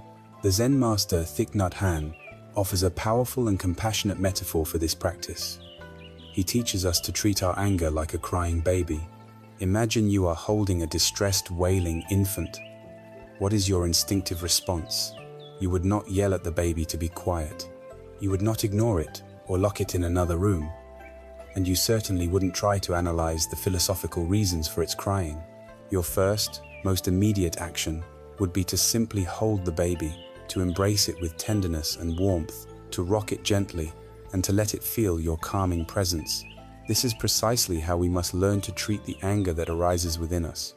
The first step is recognition. When the heat of anger begins to rise, our mindfulness practice allows us to simply notice it without judgment. We say to ourselves, the baby is crying, anger is here. We don't say, I am angry, which collapses our identity into the emotion. We say, anger is present in me, which acknowledges it as a temporary guest. This simple act of recognition creates a crucial space between our awareness and the emotion itself. The second step is acceptance, or what we might call picking up the baby. Instead of turning away from the anger, we turn towards it. We stop what we are doing, and we bring our full attention to the physical sensations of the anger in our body. Where do you feel it? Is it a tightness in your chest, a burning in your stomach, a clenched jaw, a hot flush in your face? We embrace these physical energies with our awareness, just as we would embrace a crying child. The third step is soothing. We use our own mindful breath to calm the energy of our anger. Breathing in, you acknowledge, I know the feeling of anger is here. Breathing out, you offer it your tenderness. I am taking care of you now. You can visualize the calming energy of your breath flowing to the part of your body where the anger is most intense, gently soothing the fire. You are not trying to force the anger to go away. You are simply holding it with unconditional presence and care. Just as a baby's cries often subside simply from being held securely and lovingly, the raw energy of our anger often begins to calm down when it is met with the gentle, non-judgmental embrace of our own mindfulness. Once the initial intensity of the storm has passed, once the baby is no longer screaming but just whimpering softly, we can move to the next stage, looking deeply. Now we can ask, with genuine curiosity, what caused my baby to cry? Anger is often a secondary emotion, a protective shield for a more vulnerable feeling underneath. When we look deeply, we might discover that the root of our anger is actually a feeling of being hurt, or we might find fear that we are being threatened, controlled, or devalued. We might find a deep sense of injustice, a feeling that a fundamental fairness has been violated, or we might simply find frustration from feeling powerless and blocked. By understanding the root cause, we are no longer reacting to a blind rage. We are listening to a valuable messenger that is telling us something important about our own inner life, about our wounds, and our deepest needs. This deeper understanding allows for the final, truly transformative step: using anger's energy constructively. Anger is an immense source of energy. The goal is not to eliminate this energy, but to learn to channel it from a destructive force into a constructive one. If your anger came from a feeling of being hurt because your boundaries were crossed, you can use that energy not to lash out, but to calmly and clearly communicate that boundary in the future. If your anger came from witnessing an injustice, you can use that powerful energy as fuel to engage in positive social action, to write a letter, to volunteer, to speak up for those who cannot. The energy of anger, when guided by the wisdom of non-self and the compassion of an open heart, can become the very courage we need to create positive change in our lives and in the world. It becomes a sacred fire that warms and illuminates, rather than one that scorches and destroys. There is a classic Zen story that illustrates the folly of holding on to anger, of refusing to put the crying baby down. Two monks, an older one and a younger one, were traveling together. They came to a river with a strong current. A young woman was standing there, afraid to cross. The younger monk, strictly adhering to the monastic rule that forbade him from touching a woman, walked on. The older monk, however, seeing her distress, simply lifted her onto his shoulders, carried her across the river, and set her down on the other side. He then continued on his way. The younger monk was appalled. He was seething with silent, righteous anger. For hours he walked behind his senior, mentally composing a lecture, fuming over the blatant violation of their sacred vows. Finally, that evening, he could stand it no longer. He burst out, "Brother, how could you do that? You know we are forbidden to even touch a woman, and you carried her across the river." The older monk looked at him with a gentle, placid expression. "Brother," he replied, "I put that woman down by the riverbank hours ago. Why are you still carrying her?" This story reminds us that holding on to anger is a choice. It is a heavy burden that we choose to carry long after the initial event has passed. To practice this path is to learn how to put the woman down, to soothe the crying child, to let the fire of the moment become the light for our path forward. This compassionate skill allows us to work with the most difficult energies of the human heart. And just as anger can be met with this mindful embrace, so too can its close cousin, the cold, contracting, and paralyzing energy of fear. Our journey now leads us into those shadows, to learn how to face our fear not with aggression, but with the same unshakable, compassionate presence. Having learned to meet the fiery, expansive energy of anger with a compassionate embrace, we now turn our attention to its opposite, yet equally powerful, counterpart, the cold, contracting energy of fear. If anger is a fire that rages outward, fear is a cage that locks us inward. It is a ghost that haunts the corridors of our mind, whispering of all the things that could go wrong. Fear shrinks our world. It prevents us from taking healthy risks, from speaking our truth, from pursuing our dreams, and from opening our hearts to others. It is a prison we build for ourselves, brick by brick, with anxious thoughts of what if. Our typical responses to fear are just as unskillful as our responses to anger. We are pulled to one of two extremes. The first is avoidance. We run from what we fear. We avoid the social gathering. We put off the difficult conversation. We refuse the promotion because it involves public speaking. We try to construct a small, safe life where we will never be challenged or threatened. But this safety is an illusion, and the world we create for ourselves becomes smaller and smaller until the prison is the size of our own skin. The other extreme is paralysis. We become like a deer in the headlights, so overwhelmed by the catastrophic stories in our mind that we freeze, unable to move forward or backward, trapped in a state of anxious torment. The middle way offers a third path, a path of courage and wisdom. It does not ask us to be reckless, nor does it condone paralysis. It asks us to stop running, to turn around, and to face the ghost. It teaches us that fear, when examined with the light of mindfulness, is not the solid monster it appears to be. To begin, we must understand the nature of what we are afraid of. Psychological fear, the chronic anxiety that plagues so many of us, is almost always about the future. It is a product of the imagination. We are not reacting to a clear and present danger, like a tiger entering the room. We are reacting to a story we are telling ourselves about a future that has not happened, and likely never will. We fear failing the exam, but the failure has not occurred. We fear being rejected if we ask someone out, but the rejection is only a mental projection. We suffer not from reality, but from the phantoms we create in our own minds. At its core, our fear is a profound resistance to uncertainty. We want life to be predictable, safe, and guaranteed. But the very nature of existence, as we saw when we contemplated impermanence, is flux and uncertainty. Fear is the friction that arises when our craving for certainty crashes against the undeniable reality of an unpredictable world. The practice of working with fear, then, is the practice of stepping out of the imaginary future and grounding ourselves in the reality of the present moment. It is about separating the fearful story from the raw, physical sensation. When a wave of fear or anxiety arises, instead of being swept away by the narrative in your head, the first step is to gently acknowledge it. Fear is here.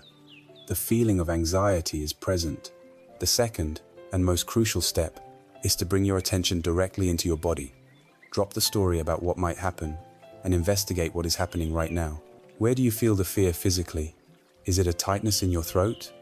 A hollow feeling in your stomach? A racing heart? Cold, clammy hands? A trembling in your legs? Your job is not to make these feelings go away. Your job is to meet them with a gentle, non-judgmental curiosity. Approach the sensation as if you were a scientist discovering a new phenomenon. What is the precise texture of this knot in your stomach? Is it large or small? Is it warm or cool? Does it vibrate or is it still? By focusing on the raw physical data, you are unhooking the sensation from the terrifying story that fuels it. The label overwhelming dread dissolves into a more manageable reality, a pulsing, tight sensation in the solar plexus. The monster begins to lose its power when you are no longer feeding it with your thoughts. As you stay with the physical sensation, you can use your breath as a tool for creating space and compassion. Instead of tensing up against the feeling, which only makes it stronger, see if you can breathe into it. Imagine your breath gently surrounding the knot of fear, softening its edges, giving it room to be. You are not trying to blast it away. You are simply allowing it to be there, held in a larger container of warm, spacious awareness. You are offering the frightened part of yourself the same steady, reassuring presence you would offer to a scared child. There is a story that captures this process perfectly. A lone traveler was walking along a path as night began to fall. In the deepening twilight, he saw a figure ahead of him. It was a terrifying shape, monstrous and menacing. His heart began to pound. His mind raced, imagining it was a demon or a bandit lying in wait. He was frozen with fear, wanting to run but too scared to turn his back. He stood there for a long time, tormented by the monster of his own imagination. Finally, realizing that he could not stay there all night, he summoned all his courage and decided to walk forward, to face whatever was there. With each step, his fear was immense, but he kept his eyes on the shape. As he drew closer, the monstrous form began to change. He could see it more clearly. Finally, he was standing right in front of it, and he saw that it was nothing more than an old, gnarled tree stump. its twisted branches looking strange and frightening in the fading light. The monster was never on the path. The monster was in his mind. The fear was real, but its cause was an illusion. Mindfulness is the sunrise that allows us to see the gnarled tree stump for what it is. It is the clear light of awareness that dispels the shadows of our own imagination. When we turn and face our fears, when we investigate them directly, we almost always find that they are not the solid, terrifying monsters we believe them to be. They are empty shapes, given power only by our refusal to look at them closely. This leads to a new understanding of courage. The goal of this practice is not to become a fearless person. Fear is a natural and sometimes useful part of our biological inheritance. The goal is to cultivate the ability to act in spite of fear.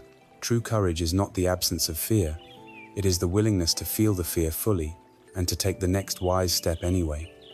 It is feeling your heart pound before you give the speech. It is feeling the knot in your stomach as you make the difficult phone call. Each time we do this, each time we refuse to let fear be the deciding factor in our lives, we reclaim our own freedom. We prove to ourselves that we are larger and more spacious than our fears. Our prison wall moves back, one courageous step at a time. Having learned to walk into the fire of anger and the shadows of fear, we see that the path of mindfulness provides us with the tools to work with all of our difficult emotions. It teaches us to meet what is painful, not with aversion or aggression, but with a steady, compassionate, and unwavering presence.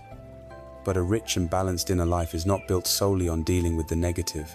We must also actively water the seeds of the positive. We now turn from the contracting energies of fear and anger to the expansive, liberating, and healing practice of actively cultivating love. Our journey takes us from the shadows into the light as we learn the art of generating loving kindness, beginning, most importantly, with ourselves. Having learned to stand with courage in the face of our anger and fear, we now make a pivotal turn on our path. It is not enough to simply work with what is difficult. A life of deep peace and fulfillment requires us to actively cultivate what is beautiful. We now move from the realm of managing negative states to the proactive generation of a boundless positive quality of heart. This quality is known as Metta in the Pali language. The word is often translated as loving kindness, but it is much more than a sentimental feeling. Metta is a sincere, unconditional, and benevolent wish for the genuine well-being and happiness of all living beings. It is the practice of softening the heart, of developing a radical friendliness towards ourselves and the world. And the practice of Metta must always begin in one place, a place that many of us find the most difficult to access, with ourselves. In our culture, we are often taught that self-love is a form of selfishness, that self-criticism is a virtue that drives us to be better.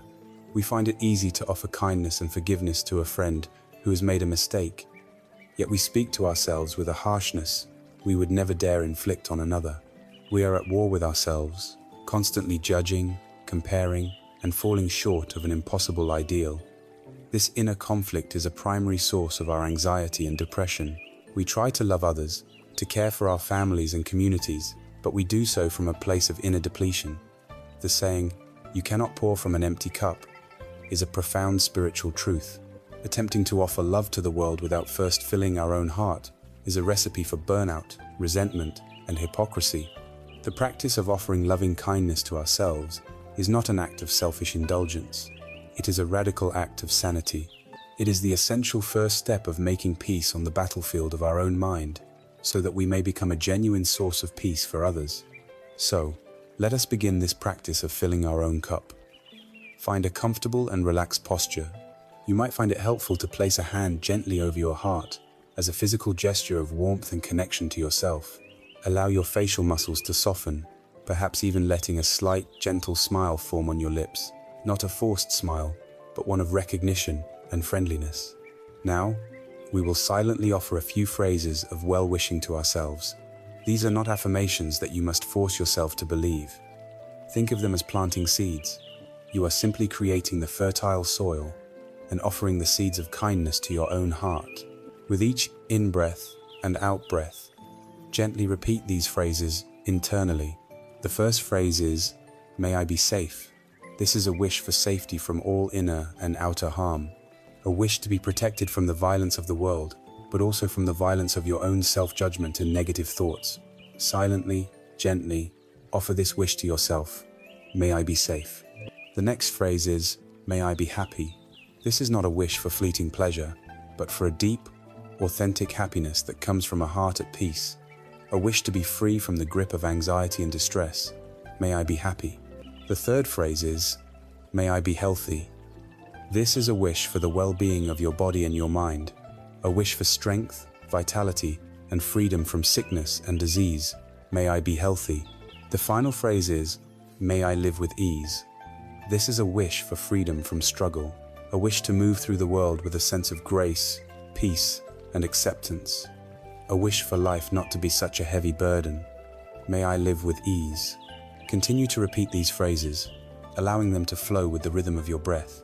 If your mind wanders, that is perfectly normal. Just gently guide it back. If you feel resistance, or if the phrases feel hollow, that is also normal. Your only job is to continue offering the intention of kindness. You are not trying to manufacture a feeling. You are simply planting the seeds. With patient practice, over time, these seeds will begin to sprout. Once you have established a foundation of offering metta to yourself, you can begin to expand the circle of your loving kindness outwards.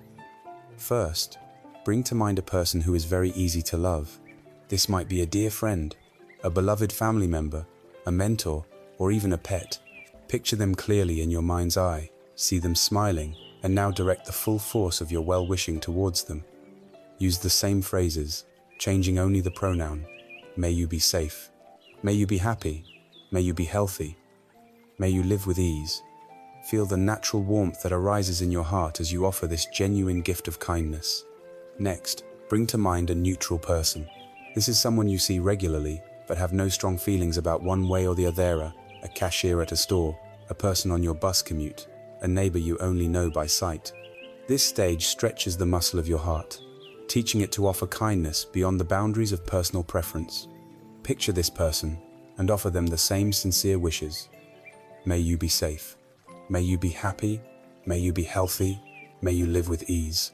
In doing this, you are recognizing their humanity, seeing them not as a background character in your life, but as the center of their own life, with their own hopes and fears, just like you. Now comes the most challenging and transformative stage. Bring to mind a difficult person, someone with whom you have conflict or feel anger and resentment towards. This is not about condoning their harmful actions or forcing yourself to like them. It is a profound practice of seeing that their harmful actions are born from their own suffering, their own anger, greed, and confusion. To wish for them to be happy is the ultimate act of wisdom, for a truly happy person does not cause harm to others. With as much sincerity as you can muster, offer them the wishes. May you be safe. May you be happy. May you be healthy. May you live with ease. This practice can begin to dissolve the hard knots of resentment in your own heart, freeing you from the prison of your own bitterness. Finally, you let the circle of loving kindness become boundless. Imagine your goodwill radiating out from your heart in all directions, like ripples on a pond. Extend it to all the people in your town, your country, and then to every person on earth. Extend it to all animals, all creatures, great and small. Extend it to all beings, seen and unseen, in all realms of existence, without exception and without discrimination. May all beings be safe. May all beings be happy. May all beings be healthy. May all beings live with ease. This practice, repeated regularly, is not just a pleasant sentiment. It is a form of deep mental cultivation that has been shown by modern neuroscience to change the physical structure of the brain, strengthening pathways associated with empathy, joy, and emotional regulation. Love, in this context, is not a passive emotion that we hope to fall into. It is a skill we can develop, a strength we can build, a fire we can tend in the hearth of our own heart. The power of a heart fully saturated with metta is not a weak or gentle thing. It is a force of immense, world-changing power. There is a story of the Buddha's jealous cousin, Devadatta, who, in an attempt to assassinate him, unleashed a notoriously fierce and intoxicated elephant named Nalagiri to charge at him in a narrow street. The Buddha's disciples panicked and urged him to run. The Buddha remained perfectly still, calm and serene, as the enormous beast thundered towards him. Instead of radiating fear or defensiveness, he radiated a powerful, unconditional wave of pure, loving kindness towards the enraged animal. The elephant, which had been in a murderous rage, suddenly slowed its charge. As it felt the immense field of benevolence coming from the Buddha, its aggression melted away. It came to a stop, knelt before him, and allowed the Buddha to gently stroke its forehead. This story illustrates a profound truth. Loving kindness is the ultimate antidote to aggression. A heart fully developed in metta is an unshakable refuge, a force capable of disarming the greatest hostility without raising a single weapon. As we cultivate metta, we develop a sincere and powerful wish for all beings to find happiness and well-being. But as we look at the world, we see that many beings are not happy, they are in pain. Our wish for their happiness naturally gives rise to an equally powerful wish, the wish for them to be free from their suffering. This active, engaged, and responsive form of love is the heart of compassion, or karuna, and it is the next beautiful seed we are invited to plant on this path. As the soil of our heart is softened by the practice of loving kindness, a new capacity begins to emerge. Metta, the sincere wish for all beings to be happy, is the foundation. But what happens when this open and benevolent heart encounters the reality of a world filled with pain? What is the heart's natural response when it meets with suffering, both great and small? That response is compassion, or karuna in the Pali language. The word karuna is often described as the trembling or quivering of the heart. It is the visceral, resonant response to seeing another being in distress, but it is more than just a feeling. True compassion is a two-part harmony of the heart. The first part is the sensitive ability to feel with another, to connect with their pain. The second part is the strong, active aspiration to see that pain alleviated, the sincere wish for the suffering to end. Compassion is not a weak or sorrowful state. It is not a descent into sadness. It is an expression of our deepest strength, our shared humanity, and our boundless capacity to care. It is what moves us to help a fallen child, to console a grieving friend, or to work towards a more just and humane world. To understand compassion in its profound depth, however, we must first distinguish it carefully from its near enemies, common emotional states that we often mistake for it, particularly pity. Pity is perhaps the most common counterfeit of compassion. On the surface, it can look like caring. We see someone in a difficult situation, and we say, "Oh, that poor person, I feel so sorry for them." But if we look closely at the energy of pity, we will find that it is rooted in a sense of separation and subtle superiority. The unspoken message of pity is, "I am here, in my safe and comfortable position, and you are there, in your unfortunate and pitiable one. I am so glad that I am not you." Pity creates a wall between the observer and the one who suffers. It can feel condescending and disempowering to the person receiving it, reducing them to an object of our sorrow, rather than seeing them as a complete human being in a difficult circumstance. Pity reinforces the ego. It makes us feel good about our own fortune by contrasting it with another's misfortune. It is a sterile emotion that rarely leads to genuine connection or effective action. Compassion, on the other hand, is born from a recognition of our fundamental equality and interconnectedness. Its message is not, "I am above you," but "I am with you." It recognizes that the suffering you are experiencing is a part of the universal human condition, a type of pain that I too have known or could know. It breaks down the walls of separation. It says, "Your suffering is my suffering." This does not mean we become overwhelmed and drown in the other person's emotional state. That is a state closer to raw, unchecked empathy, which can lead to burnout. Compassion is empathy balanced with wisdom and strength. Imagine a friend has fallen into a deep pit. Pity stands at the top, looks down, and says, "Oh, how awful for you down there." Unregulated empathy foolishly jumps into the pit, and now you have two people trapped and helpless. Compassion stands firmly on the edge of the pit, lowers a rope, and says, "I am here. I will not leave you. Let me help you climb out." It maintains its own strength and stability in order to be of genuine service. It is a courageous state of active, engaged presence. One of the most profound and accessible ways to practice compassion in our daily lives is through the art of deep listening. In our hyper-distracted world, the gift of our full, undivided, non-judgmental attention is one of the rarest and most healing offerings we can make. Most of the time, when we think we are listening, we are actually preparing to speak. We are listening in order to rebut, to advise, to fix, to judge, or to interrupt with our own similar story. We are so eager to share our own wisdom or experience that we fail to create the space for the other person to discover their own. This kind of listening is about our own ego, not about the person in front of us. Deep listening is a form of meditation, an act of pure presence for the benefit of another. Its only intention is to provide a safe, empty space for the other person to empty their heart. When a friend comes to you in distress, the practice is to sit with them and simply listen.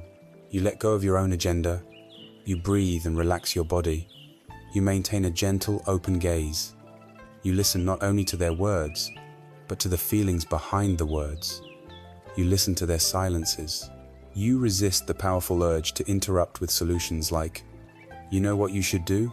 or to minimize their pain with phrases like, "Don't worry, it will be fine." You also resist the urge to hijack the conversation with, "I know exactly how you feel. The same thing happened to me." Your silence, your focused presence, communicates more powerfully than any words could. "I am here with you. Your suffering matters. I am not afraid of your pain." When they have finished speaking, instead of rushing to fill the silence, you can simply say, "Thank you for sharing that with me," or "That sounds incredibly difficult." This practice can be life-changing, both for the person being heard and for the listener, who learns the joy of selfless service. A common fear that arises, especially for those in caring professions, or for anyone with a sensitive heart, is the fear of burnout. If I truly open myself to all the suffering in the world, we think, I will be completely overwhelmed and destroyed by it. This is a valid concern, and it arises from confusing compassion with empathic distress. As we discussed, compassion is not simply feeling another's pain. It is feeling for them, combined with the strength of wisdom. The wisdom of Anicca, or impermanence, reminds us that the painful feelings and difficult situations are not permanent states. The wisdom of Anatta, or non-self, reminds us that we are not a separate ego who is solely responsible for fixing the world. We do what we can, with love, from a place of connection, but we also recognize our limits. We learn to hold the suffering of the world with a heart that is both tender and resilient, both open and stable. This balance is the key to a sustainable, lifelong practice of compassion that energizes rather than depletes. We learn to care deeply, without carrying the weight of the world on our shoulders. The transformative power of fearless, wise compassion is illustrated nowhere more dramatically than in the story of the Buddha's encounter with a man named Angulimala. Angulimala, whose name means finger necklace, was a terrifying serial killer who roamed the forests of Kosala. Under the influence of a deceitful teacher, he had vowed to kill 1,000 people, and as a mark of his vow, he would cut off a finger from each victim and wear it as a gruesome garland around his neck. He had already collected 999 fingers. He was so feared that villagers fled their homes, and even the king was afraid to send his soldiers after him. He was, by any measure, a monster. Upon hearing of this man, the Buddha did not react with fear or condemnation. His heart filled with an immense compassion for the suffering and ignorance that must be driving such horrific actions. He calmly and deliberately walked alone into the forest where Angulimala lived. When Angulimala saw the lone monk approaching, he was delighted. Here was his final victim. He grabbed his weapons and began to run after the Buddha. But a strange thing happened. Though the Buddha was only walking at a normal pace, Angulimala, running with all his might, could not catch up to him. Exhausted and bewildered, he shouted from a distance, "Stop, monk, stop!" The Buddha, continuing to walk calmly, replied over his shoulder, "I have stopped, Angulimala. It is you who have not stopped." These words struck Angulimala like a bolt of lightning. What did this monk mean? The Buddha then explained, "I have stopped forever from doing harm to any living being. I have laid down the sword. You are still running, caught in the endless cycle of violence and hatred. You have not stopped." In that moment, for the first time in a very long time, someone was speaking to Angulimala not as a monster, but as a human being capable of choice. The Buddha's words were not angry or judgmental. They were infused with the undeniable power of truth and boundless compassion. This fearless, loving presence completely disarmed Angulimala. The rage and delusion that had driven him for so long simply dissolved in the face of such profound kindness. He threw down his weapons, fell at the Buddha's feet, and asked to become his student. He went on to become a monk, and through diligent practice, he completely purified his mind of hatred, eventually becoming an enlightened being himself. This powerful story shows that compassion is not a passive or weak sentiment. It is the most potent force for transformation in the universe. It is a fearlessness born of love, a wisdom that sees the suffering behind even the most monstrous of actions. It has the power to reach the parts of a person that judgment, punishment, and violence can never touch. To cultivate compassion is to cultivate this brave and tender heart. We start by seeing the suffering in others, by listening deeply, and by acting in small ways to help. And we must also learn to turn this same compassionate gaze inward toward our own failures and shortcomings. When we make a mistake, instead of berating ourselves with the harsh voice of the inner critic, we can learn to meet ourselves with karuna, saying, "You are suffering. May you be free from this suffering. May you learn from this and find peace."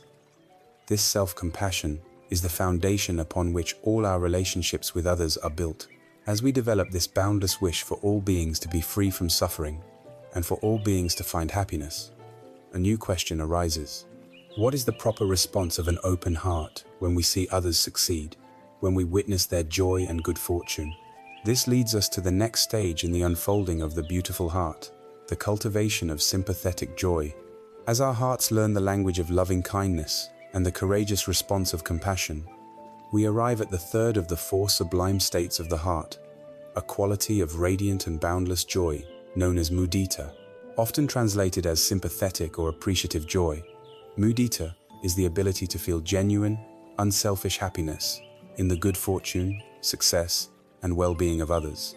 If compassion is the heart's response to suffering, mudita is the heart's response to joy. It is the practice of celebrating the happiness of others as if it were our own. In a world often driven by competition and comparison, the cultivation of mudita is a truly radical act, and it is a direct and powerful antidote to the corrosive poisons of envy and jealousy. Let us first be honest about the nature of envy. It is one of the most painful and isolating of all human emotions. When we hear that a colleague has received a promotion, that a friend has fallen in love, or that a sibling has achieved some success, what is our first gut reaction? For many of us, before a more generous thought can arise, there is a pang, a cold contraction in the chest, a sour feeling of resentment. A voice in our mind whispers, "Why them? Why not me? It's not fair." This is the voice of envy. It is a self-created prison of bitterness. We willingly drink a bitter poison, hoping that the other person will somehow be harmed by it, yet we are the only ones who suffer. Envy does not diminish the other person's happiness in any way. It only serves to extinguish our own. This painful state is rooted directly in the illusion of the separate self that we have been investigating.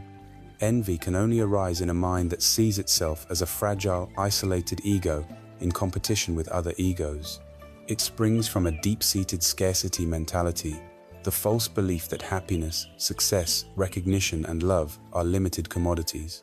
It is the mindset of a desperate scramble for a finite number of pieces of pie. If someone else gets a large slice, it must mean there is less available for us. This competitive view of life is a constant source of stress and suffering, and it is relentlessly amplified by our modern culture, especially through social media, which bombards us with a curated and filtered parade of other people's triumphs, creating a fertile ground for comparison and feelings of inadequacy. Mudita is the conscious choice to step out of this prison. It is the cultivation of an abundance mentality. It is the profound realization that happiness is not a zero-sum game. Someone else's success does not take away from your potential. Another person's light does not diminish your own. A candle loses nothing of its own flame by lighting another candle. In fact, the only result is that the room becomes brighter for everyone. Mudita is the joy of seeing more light in the world, regardless of which candle it comes from. Like the other sublime states, mudita is not a feeling that we must passively wait for. It is a skill that we can intentionally cultivate. The practice begins at the precise moment we encounter the good fortune of another. That moment is a crossroads. Our habitual path may be to turn down the road of envy, The practice of mudita is to consciously choose the other road, the road of appreciative joy. The inner practice is simple yet powerful. When you hear good news about someone, take a moment to pause. Bring that person and their happiness clearly to your mind. See them enjoying their success, their new love, their good health. Then, from your heart, silently offer them your sincere well-wishing. You can use phrases like, "I am so happy for you. May your good fortune continue. May your happiness be stable and lasting. May you enjoy this blessing to its fullest." As you repeat these phrases, notice any feeling of warmth, expansion, or joy that arises in your own heart. At first, it might feel mechanical or artificial, and that is perfectly fine. The habit of envy can be strong, but by repeatedly setting the intention, by choosing again and again to offer joy instead of resentment, we begin to carve a new neural pathway in our mind. We are training our heart in a new kind of response. This inner practice can be powerfully reinforced by outer action. When you congratulate someone, do so with genuine enthusiasm. Let the warmth you are cultivating on the inside shine through. Be specific in your praise. Instead of a faint, "Oh, that's nice. Try. That is wonderful news. I know how hard you worked for that, and you deserve every bit of this success. I am truly happy for you." By doing this, you not only strengthen the quality of mudita in your own heart, but you also give an incredible gift to the other person. The gift of being seen and celebrated without reservation, which deepens trust and strengthens the bonds of your relationship. As we cultivate mudita, our entire perception of the world begins to shift. When we are trapped in envy, the world feels like a hostile, competitive arena. Other people's success feels like a threat. But when our heart is open with appreciative joy, the world transforms into a community. We begin to see ourselves as part of a larger whole. We can draw inspiration from the success of others instead of feeling diminished by it. We understand that a happy, fulfilled, and successful person is far more likely to be a kind, generous, and compassionate person, which benefits everyone, including ourselves. We vastly increase our own opportunities for joy because we are no longer limited to celebrating only our own few, intermittent successes. We can now tap into the joy and good fortune of everyone we meet. The entire world becomes a source of happiness for us. Consider the story of a wise father who had two sons. One son was a natural scholar and businessman, and he found success and wealth with apparent ease. The other son was a quiet artist, deeply kind and creative, but he struggled to find conventional success and often felt overshadowed by his brother. The father noticed the subtle poison of envy taking root in his artist son and a corresponding seed of arrogance growing in his successful son. One day, he spoke to each of them privately. To his artist son, he said, "Your brother's success is not a judgment on your worth. It is a part of our family's strength. When you feel a pang of envy, I want you to try an experiment. I want you to look at his happiness and say to yourself, 'That is my brother. His joy is part of my family's joy. I am happy for him.' When you do this, you will find that your own heart grows larger, and his success will no longer be a source of pain for you, but a source of shared happiness." M0. Then he spoke to his successful son. "Your success is a wonderful thing," he said, "but do not make the mistake of thinking it is yours alone. It was built upon the foundation of this family's love and support. When you see your brother's unique creative gifts, do not look down on his lack of material wealth. Instead, I want you to practice rejoicing in his different kind of successes, kindness, his creativity. When you learn to celebrate his gifts, it will teach you humility and connection, and your own heart will grow larger." The father was teaching both of his sons the practice of mudita. He was teaching them that a family, like humanity, is not a competition. It is a single body, and the health and happiness of each part contributes to the well-being of the whole. Mudita, then, is the radiant warmth of a generous spirit. It is the joyful celebration of life in all its forms. It is the definitive cure for the isolating misery of envy, and it allows us to feel at home in the world, connected to the successes and joys of all those around us. Along with loving kindness and compassion, sympathetic joy creates a heart that is resilient, engaged, and deeply connected. Yet, for these three active and outward-reaching qualities to be truly unshakable, they need the support of a fourth, stabilizing element. A heart that is always expanding and engaging can become tired. It needs an anchor of deep peace and profound balance. This brings us to the final of the four sublime states, the quiet wisdom of equanimity. We have now explored 3 of the 4 sublime states of the heart. We have learned to cultivate metta, the unconditional loving kindness that wishes for all beings to be happy. We have opened to karuna, the tender compassion that moves us to alleviate suffering. And we have practiced mudita, the appreciative joy that celebrates the good fortune of others. These 3 qualities are active, radiant, and outward-reaching. They are the beautiful expression of a heart that is engaged with the world. And yet, for our love to be truly wise, for our peace to be truly unshakable, these 3 must be balanced and held by a 4th, final quality. This quality is called upekkha in Pali, which is translated as equanimity. Equanimity is the crown jewel of the heart, the quality that brings profound balance and wisdom to our love. It is the mind's ability to remain stable, spacious, and serene in the midst of life's inevitable ups and downs. It is the capacity to meet pleasure and pain, success and failure, praise and blame, with the same steady, non-reactive, and peaceful presence. When we first hear this, we might mistake equanimity for its near enemy, indifference. This is a crucial misunderstanding we must clear away. Indifference is a state of contraction. It is a form of aversion, a defense mechanism of the ego. When faced with overwhelming pain or complexity, the heart shuts down. It says, "I don't care, this doesn't concern me." Indifference is cold, sterile, and disconnected. It builds walls. Equanimity, on the other hand, is a state of radical openness and expansion.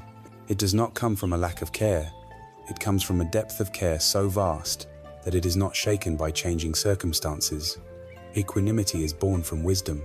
It is the heart's natural state when it truly understands the laws of impermanence and non-self.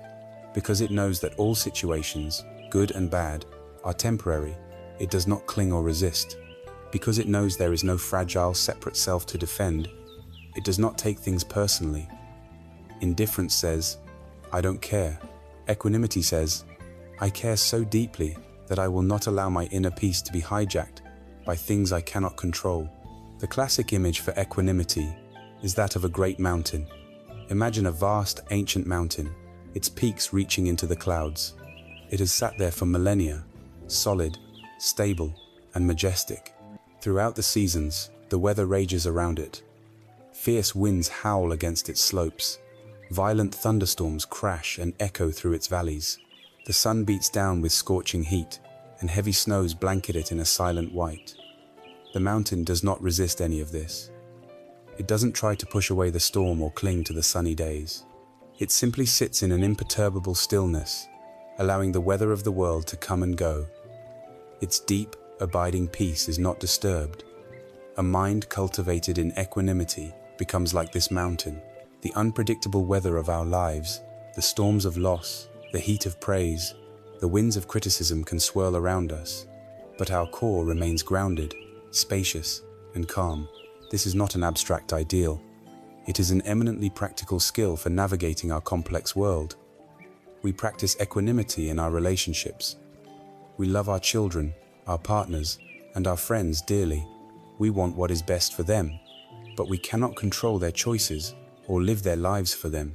We can offer our love, our support, and our best advice, but ultimately, they must walk their own path and learn from their own experiences. Equanimity is the wise love that allows us to support them fully without becoming enmeshed in a desperate need to control their outcomes. It is the ability to let go, to respect their autonomy, and to love them unconditionally, regardless of the choices they make. We practice equanimity when we engage with the suffering of the world. We read the news and see war, injustice, and environmental destruction. One extreme reaction is to be so overwhelmed by grief and anger that we fall into despair and burnout. The other extreme is to become cynical and indifferent, shutting our hearts down to protect ourselves. The middle way of equanimity allows us to stay engaged without being consumed. We do what we can. We act with compassion where we are able to act, whether it's through donating, volunteering, or simply educating ourselves and others. but we do so with the wise understanding that we cannot single-handedly fix all the world's problems. We plant the seeds of peace and justice, but we must let go of the need to see them all flower in our lifetime. This preserves our energy and allows us to be of service for the long haul. There is a traditional phrase in the teachings that is the very heart of equanimity. It is the reflection that all beings are the heirs of their own karma or their own actions. This phrase can easily be misinterpreted as a cold or fatalistic judgment, a way of saying, well, they created their own problems, so it's not my concern. This is a complete distortion of its meaning. It is not a statement of condemnation, but a profound recognition of cause, effect, and personal agency.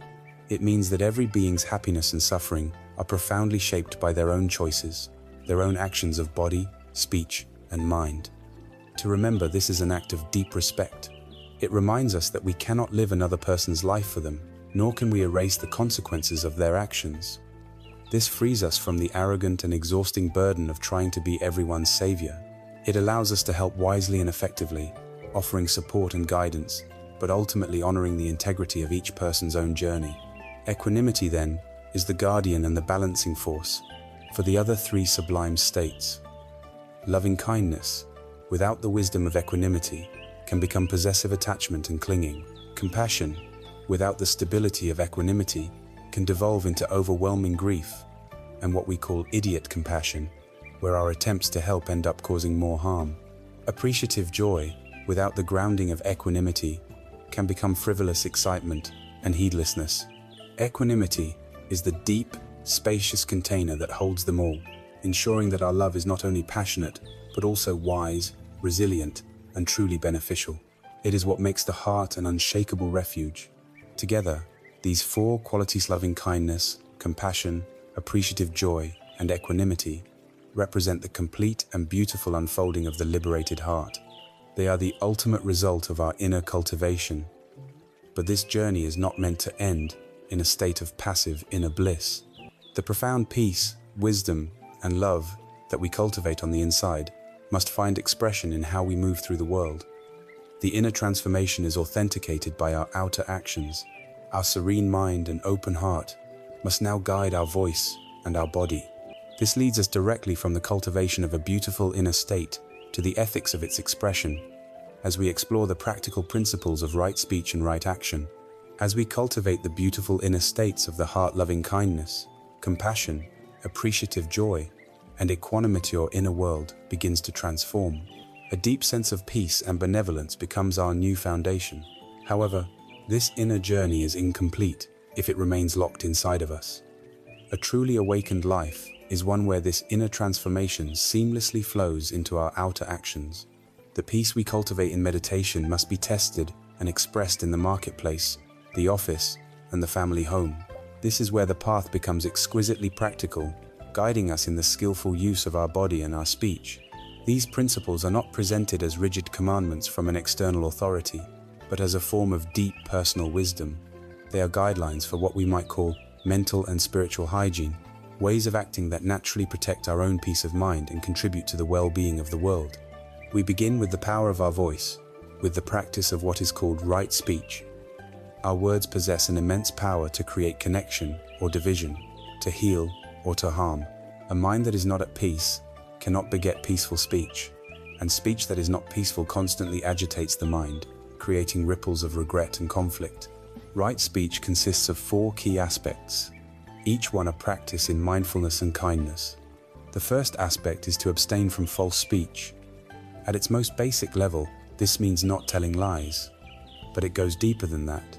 It includes the subtle deceptions we practice to protect our ego or gain an advantage, exaggeration, telling half-truths, making promises we have no intention of keeping, or intentionally creating a misleading impression. We lie out of fear, greed, or pride. Each lie, no matter how small, becomes a burden. It creates a complicated web that our minds must constantly maintain, remembering which story we told to whom. This mental clutter is a constant source of low-grade anxiety. A person who practices speaking the truth, on the other hand, cultivates a mind that is simple, clear, and at ease. There is nothing to hide and nothing to remember. Their inner and outer worlds are in harmony. and this integrity is a profound source of peace. The second aspect is to abstain from divisive speech. This is speech that is intended to set one person against another. It is the act of slander, of carrying tales, of speaking ill of someone behind their back in order to damage their reputation or to elevate our own. In our modern world, this form of wrong speech is rampant, especially online, where anonymous and divisive rhetoric can spread like wildfire, creating discord in communities and even in families. When we engage in such speech, we are sowing the seeds of conflict not only in the world, but also in our own hearts. We create a mind that is suspicious, cynical, and prone to seeing others as rivals. To practice right speech is to use our words to build bridges, not walls, fostering harmony and understanding wherever we can. The third aspect is to abstain from harsh speech. This is the language of anger and aggression insults, yelling, ridicule, cruel sarcasm, and verbal abuse. These words are like stones thrown from our mouths. They may offer a fleeting, bitter satisfaction as they leave our lips, but they cause lasting wounds in others and create deep pools of regret and shame within ourselves. To practice right speech is to recognize the moments when anger is arising and to choose silence over violence. It is to learn to communicate our needs and disagreements with clarity and firmness, but without the intention to cause pain. It is to clothe our truth in kindness. A simple practice to cultivate this is to use the 3 gates of speech. Before you say something, especially in a difficult situation, ask yourself, first, is it true? Second, is it necessary? And third, is it kind? If the words you intend to speak cannot pass through all 3 of these gates, then perhaps silence is the most skillful and compassionate response. The fourth and final aspect of right speech is to abstain from idle chatter. This refers to pointless gossip, aimless speculation, and speech that serves no real purpose. While it may seem harmless, idle chatter clutters the mind with trivialities, wastes our precious energy, and often devolves into the other forms of wrong speech, like slander or falsehood. It keeps the mind in a state of superficial agitation, preventing it from settling into a deeper state of calm and focus. The practice here is not to become a silent monk, but to cultivate a sense of purposefulness in our communication, to value the power of meaningful conversation and the restorative beauty of noble silence. Just as our words have the power to create peace or turmoil, so too do our physical actions. This brings us to the practice of right action. Like right speech, it is comprised of simple, foundational principles for living in a way that causes no harm. The first principle is to abstain from taking life, or the practice of non-harming. At its most fundamental, this is a commitment not to intentionally kill or cause physical violence to any living being, human or animal. But its spirit extends much further. It is the cultivation of a gentle presence in the world, a mindfulness of our impact on those around us. It means driving carefully, handling objects with care, and moving through the world in a way that respects the safety and well-being of others.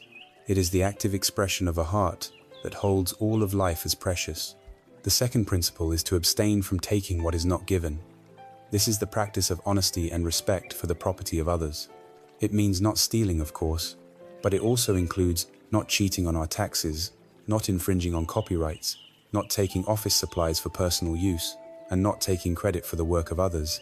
It is a commitment to radical integrity, to being a person whose dealings are transparent and trustworthy. This practice frees the mind from the fear of being caught and the internal corrosion of dishonesty. The third principle is to abstain from sexual misconduct. This is not a puritanical injunction against pleasure, but a profound ethic of care in one of the most intimate and vulnerable areas of human life. It means not using our sexuality to exploit, manipulate, harm, or deceive others. It is a commitment to conduct our intimate relationships with honesty, mutual consent, and respect for the commitments we have made to our partners. It is about ensuring that this powerful energy is an expression of connection and kindness, not a cause of suffering and betrayal. Practicing right speech and right action is not about becoming a perfect person overnight. It is a lifelong training in mindfulness and integrity. The ultimate purpose of this ethical conduct is not to win favor with a higher power or to gain a good reputation, though that may happen. The ultimate purpose is the purification of our own mind, When we know that our actions and words are not causing harm, our minds are free from the haunting ghosts of guilt, remorse, and regret. This creates a state known as the bliss of blamelessness. It is a deep, quiet confidence that allows the mind to settle easily into states of peace and concentration. There is no inner conflict to disturb our stillness. Consider the story of a master carpenter who was famous for the quality of his work and the integrity of his character. He was commissioned to build a magnificent home for a wealthy merchant. He set to work with his apprentices, and he took immense care with every detail. He was just as meticulous with the foundations that would be buried underground and the wooden framework that would be sealed inside the walls, as he was with the polished floors and finely carved doors that everyone would see. An apprentice, seeing him use the finest wood and the most careful joinery for a hidden beam, asked him, "Master, why do you take such care with these parts? No one will ever see them. No one will know." The master carpenter paused, wiped the sweat from his brow and replied, "That's not true. I will know." This is the heart of ethical practice. We live with integrity not for the applause of others, but for the sake of our own unshakable peace of mind. Our own conscience is the one person we can never hide from. To live in a way that our conscience is clear, calm, and bright is one of the greatest freedoms we can experience. This foundation of ethical living supports every other aspect of our journey. It is particularly relevant to the area where we spend the majority of our waking lives, our work. How we earn a living can be a source of great stress or great peace. This leads us to the next practical step on our path, the cultivation of right livelihood. Our practice of living with integrity, of aligning our speech and actions with a kind and peaceful heart, must extend into every corner of our lives. For most of us, there is no corner that occupies more of our time, energy, and mental space than our work. We spend the majority of our waking hours engaged in our livelihood. For many, work is the primary source of stress, identity, and anxiety. It can feel like a relentless demand, a source of conflict, or a meaningless chore we endure simply to pay our bills. The path of awakening does not ask us to retreat from this central aspect of our lives, but to transform our relationship to it. This is the practice of samma ajiva, or right livelihood. Right livelihood is not about finding some kind of perfect or spiritual job. It is about integrating our work, whatever it may be, into our path of wisdom and compassion. The practice has two dimensions: an outer dimension concerning the nature of our work, and an inner dimension concerning the attitude we bring to it. The outer dimension is a call to reflect on the impact of our profession. Traditionally, the teachings discouraged engaging in 5 types of trade: dealing in weapons, in living beings, which includes slavery and raising animals for slaughter, in meat production, in poisons, and in intoxicants. The common thread running through this list is the principle of non-harming. The fundamental question we are invited to ask ourselves is this: does the work I do, directly or indirectly, cause harm to other beings or to the planet? In our complex modern economy, this is not always a simple question. The supply chains are long and opaque, but the spirit of the inquiry remains vital. It asks us to be mindful of whether our work contributes to violence, exploitation, deception, or addiction. It encourages us to move, to the best of our ability, towards work that is either neutral or, ideally, actively helpful and beneficial to society. This is the ethical foundation of right livelihood. However, for most people, simply quitting a job and finding a new one is not a practical option. This is where the inner dimension of right livelihood becomes the most important and transformative practice. This is the art of changing not what you do, but how you do it. It is about bringing the entirety of your spiritual practice to your desk, your workshop, or your place of business. It is about transforming your 9-to-5 from a source of suffering into a field for awakening. We can begin by practicing mindfulness at work. Instead of succumbing to the chaotic modern habit of multitasking, writing an email while on a phone call, while thinking about our next meeting, we can practice the sanity of single tasking. When you write an email, just write the email. When you are in a meeting, be fully present, listening deeply to your colleagues instead of planning what you're going to say next. This not only reduces stress and increases effectiveness, but it turns each task into an exercise in concentration. We can practice right speech in every professional interaction. We can choose to refrain from office gossip, which poisons the atmosphere and creates division. We can learn to give and receive feedback with honesty and kindness, avoiding both harsh criticism and insincere flattery. We can ensure that our communications are truthful and transparent, building a foundation of trust. We can practice compassion and the other sublime states at work. When a colleague is irritable or difficult, we can remember to see them not as an obstacle, but as a suffering human being who may be dealing with pressures we know nothing about. We can offer a word of support to a team member who is struggling. We can practice appreciative joy when a coworker succeeds, genuinely celebrating their achievement instead of feeling a pang of envy. And we can practice equanimity when faced with workplace challenges, doing our best work, but letting go of our attachment to the outcome, accepting that we cannot control the company's decisions or our boss's mood. When we bring this attitude to our work, a profound shift occurs. Our focus changes from, what can I get out of this job? Be it money, status, or security to, what can I bring to this job? Can I bring presence? Can I bring integrity? Can I bring kindness? Can I bring a sense of calm? The work itself may not change, but our experience of it is completely transformed. It ceases to be a mere transaction and becomes an opportunity for service and personal growth. A crucial part of this transformation is learning to separate our sense of self-worth from our job title and salary. In our society, one of the first questions we ask a new acquaintance is, "What do you do?" We have learned to fuse our identity with our career. We think, "I am a lawyer," or "I am a teacher," or "I am a barista." This identification is a trap. If we get laid off or retire, we suffer a devastating identity crisis. If our work is criticized, we feel that our very self is being attacked. The wisdom of non-self teaches us that a job is a temporary role we are playing, a function we are performing. It is not the totality of who we are. Our true nature is the spacious, compassionate awareness that is playing the role. By creating this separation, we find a new freedom. We can perform our duties with excellence and care, but our fundamental well-being is no longer on the line with every project and every performance review. There is a beautiful Zen story that perfectly illustrates this principle of finding meaning in the how, not the what. A visitor to a serene mountain monastery saw an old monk sweeping the fallen leaves in a vast courtyard. The monk was sweeping with a slow, graceful, and meticulous attention that was captivating to watch. The visitor, a pragmatic man of business, approached him and said, "Venerable sir, I admire your diligence, but why do you take such immense care with this task?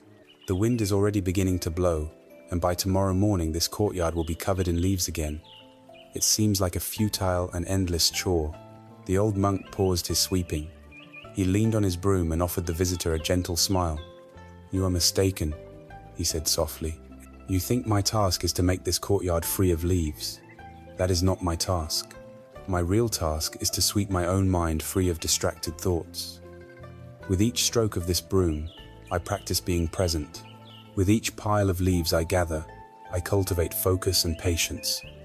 This is not a chore, this is my meditation. The leaves are my teachers, and this broom is my tool for awakening. This is the heart of right livelihood.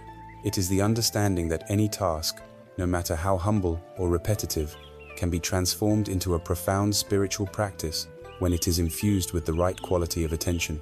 We can be sweeping leaves, writing code, answering phones, or caring for a chill diff.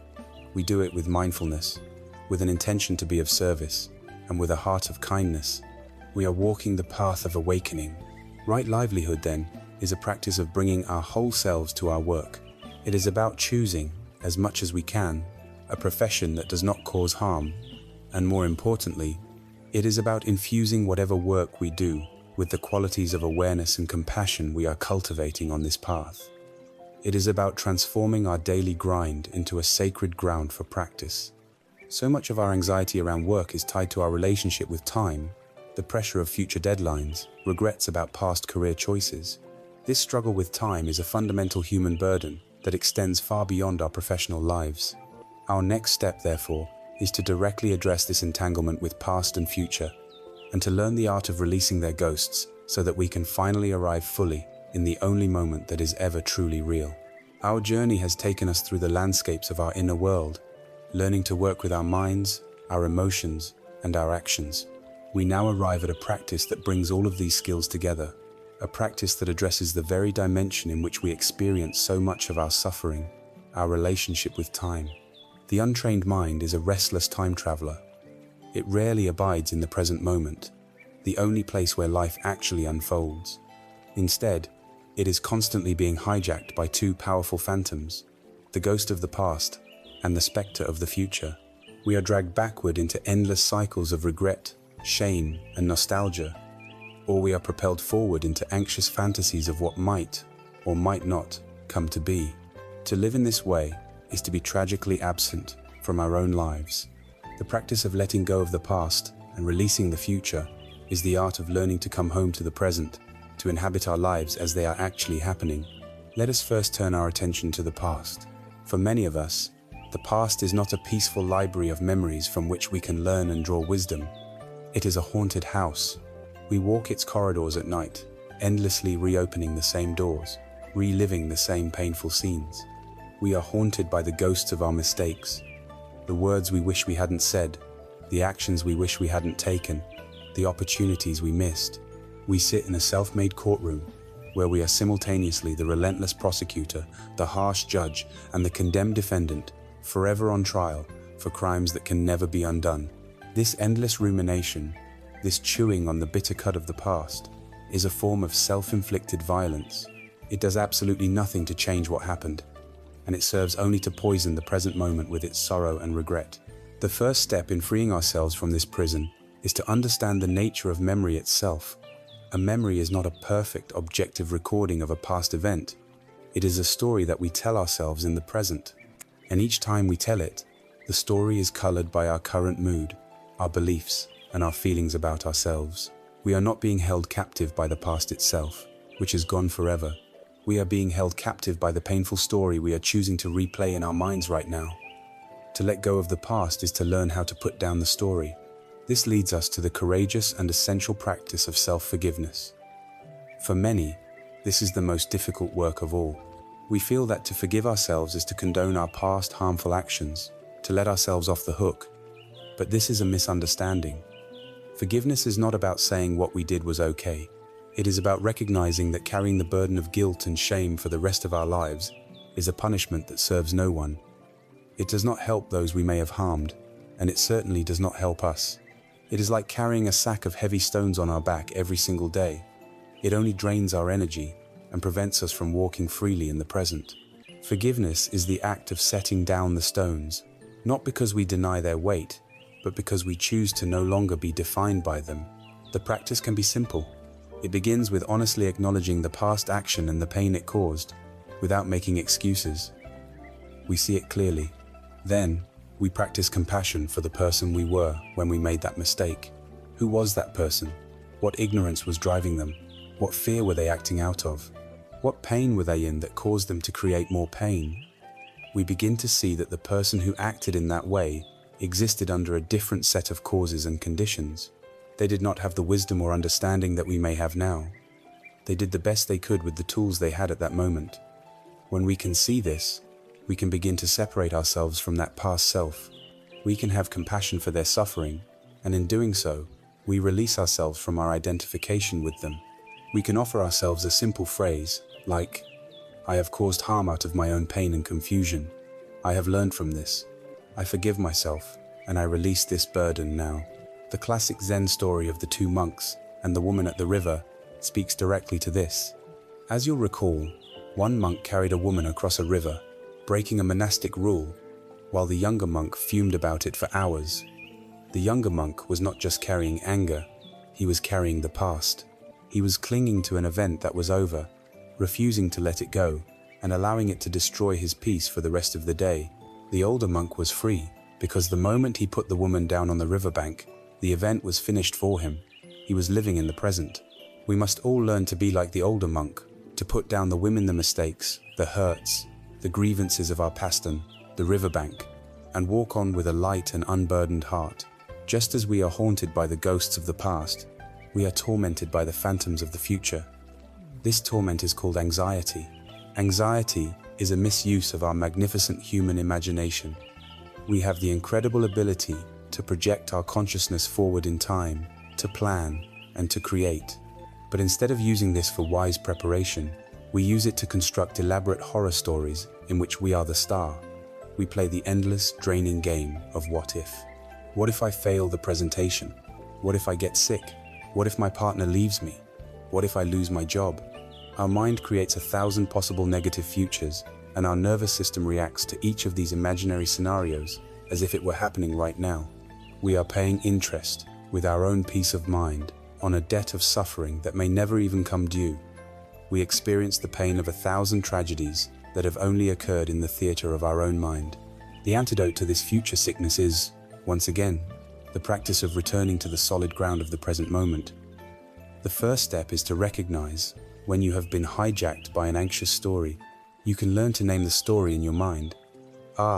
This is the "I'm going to be a failure" story, or "This is the lonely old age" story. Simply naming it creates a space of awareness. It shows you that you are not the story. You are the one who is aware of the story. This simple act of metacognition is profoundly liberating. Once you have named the story, the next step is to deliberately and forcefully disengage from it by anchoring yourself in the raw data of your senses. Drop the abstract thoughts and come into your body. A powerful technique is to ground yourself by naming 5 things you can see right now in your environment, 4 things you can physically feel: the pressure of your chair, the texture of your clothes, the air on your skin, the feeling of your feet on the floor, 3 things you can hear: the hum of a computer, a bird outside, the sound of your own breathing, 2 things you can smell, and 1 thing you can taste. This practice pulls your awareness out of the non-existent future and slams it back into the undeniable reality of the present. The anxious story cannot survive in the face of this direct sensory experience. The breath, of course, is our most reliable and ever-present anchor, our home base to which we can return again and again when we find ourselves lost in the fog of what if.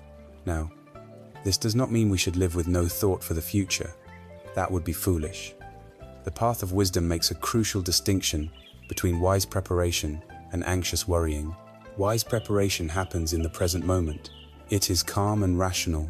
We look ahead, see a potential need like saving for retirement or preparing for a project, and we take concrete, practical steps now to address it.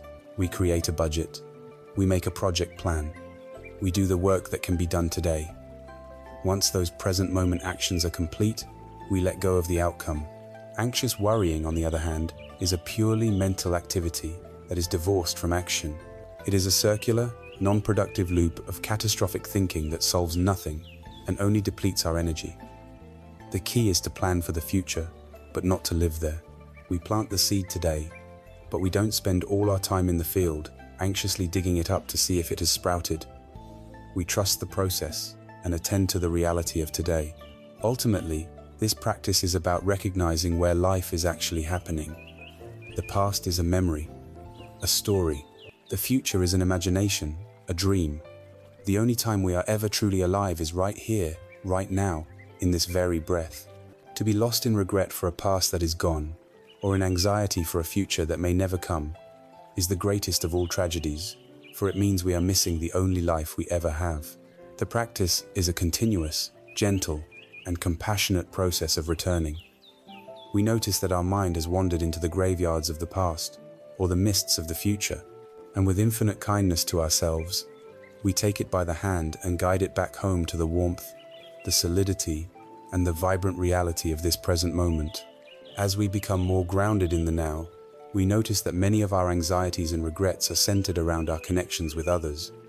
Our past hurts and our future hopes are deeply entangled in our expectations of them. Our next step, therefore, is to apply this profound art of letting go to the beautiful, complex, and often challenging dance of our relationships. Having learned to release the burdens of the past and the anxieties of the future, we arrive in the present moment with a newfound sense of freedom and clarity. And it is here, in the present, that we engage in one of the most essential and complex aspects of human existence, our relationships with others. It is in our connections with partners, family, friends, and colleagues that we experience our most profound joys and our most acute suffering. The path of awakening does not ask us to retreat from this messy, beautiful, and complicated dance. Instead, it offers us the wisdom to change our steps, to learn how to love in a way that creates freedom instead of suffering, for both ourselves and for those we care about. The core of our suffering in relationships stems from a fundamental misunderstanding of what love is. We bring our untrained, clinging minds into our connections with others. We confuse love with attachment, with need, with possession. We enter into relationships, consciously or unconsciously, with a hidden contract, a set of unspoken terms and conditions. We say, "I love you," but what we often mean is, "I have chosen you to be the source of my happiness. I will love you as long as you make me feel secure, as long as you fulfill my emotional needs, as long as you are the person I want you to be." We treat another human being not as a flowing, impermanent, and independent river, but as a reservoir from which we can draw our own well-being. And so, when the other person inevitably changes as all beings do when their needs shift, when they fail to live up to the idealized image we have created of them, we feel betrayed. We feel the contract has been broken, and we suffer intensely. We believe our suffering is caused by them, but it is in fact caused by the clinging, grasping nature of our own expectations. This grasping form of love is often born from a feeling of inner lack. We seek a partner to complete us, to fill the empty spaces in ourselves, to provide the self-worth that we cannot generate internally. This places an impossible and unfair burden on the other person. We are asking them to be our savior, to manage our happiness, to be responsible for our emotional state. This is not a relationship between two whole people. It is a codependent arrangement between two people who feel incomplete. This kind of love is always tinged with fear. There is the constant, low-grade anxiety of abandonment. If this person is the source of my happiness, then their departure would mean the end of my happiness. This fear leads to jealousy, to possessiveness, to attempts to control the other person, all in a desperate effort to secure our source of emotional supply. This is not the path to love. It is the path to a shared prison. The wisdom of this path invites us to a completely different paradigm of love, a love that is not based on getting, but on giving. It is a love that is the natural expression of the qualities we have already cultivated. It is the Metta that sincerely wishes for the other person to be happy, independent of whether their happiness includes us. It is the Karuna that has the strength and compassion to be present for their suffering without needing to fix it. It is the Mudita that can genuinely celebrate their successes without feeling threatened. And it is the Upekkha that honors their freedom and respects their individual journey. This is a love that is spacious, generous, and liberating. It does not grasp, it gives. This leads us to confront one of our most ingrained habits in relationships, the project of trying to change the people we love. We often fall in love not with a person as they truly are, but with an idea of their potential. We see a block of marble and imagine the beautiful statue inside, and we then appoint ourselves as the sculptor, chipping away at their habits, their opinions, their friends, and their dreams, trying to shape them into the idealized partner that exists in our own mind. We tell ourselves we are doing this for their own good, but it is often an act of profound disrespect. It is a refusal to accept them as they are. This project is doomed to fail and creates endless conflict. The person being fixed feels constantly criticized, judged, and unloved for who they are, and the person doing the fixing feels constantly frustrated and disappointed because the other person stubbornly refuses to become the statue in their imagination. The desire to control another person is almost always rooted in our own fear. We want them to be predictable, to be safe, to fit into our plans, because we are uncomfortable with the raw, untamable nature of life and the glorious, sovereign otherness of another human being. The antidote to this is the practice of letting be. It is the courageous act of dropping our agenda for the other person and allowing them to unfold in their own way, in their own time. It is trusting their path, even when we don't understand it. It is offering our love and support as a gift, not as a tool for manipulation. This level of acceptance is one of the most profound forms of love we can offer. If we cannot change or control them, what then is our role in a relationship? The greatest gift we can give to anyone we love is the gift of our true, non-judgmental presence. In a world where everyone is distracted, to offer someone your full, mindful attention is a radical act of love. This means putting down your phone when they are speaking. It means listening with the sole intention of understanding, not of replying. It means hearing their pain without immediately trying to offer solutions or cheer them up. It is about creating a safe harbor for them, a space where they know they can be vulnerable, messy, confused, and imperfect, and still be held in a state of unwavering acceptance. When we offer this kind of presence, we are no longer trying to be their sculptor.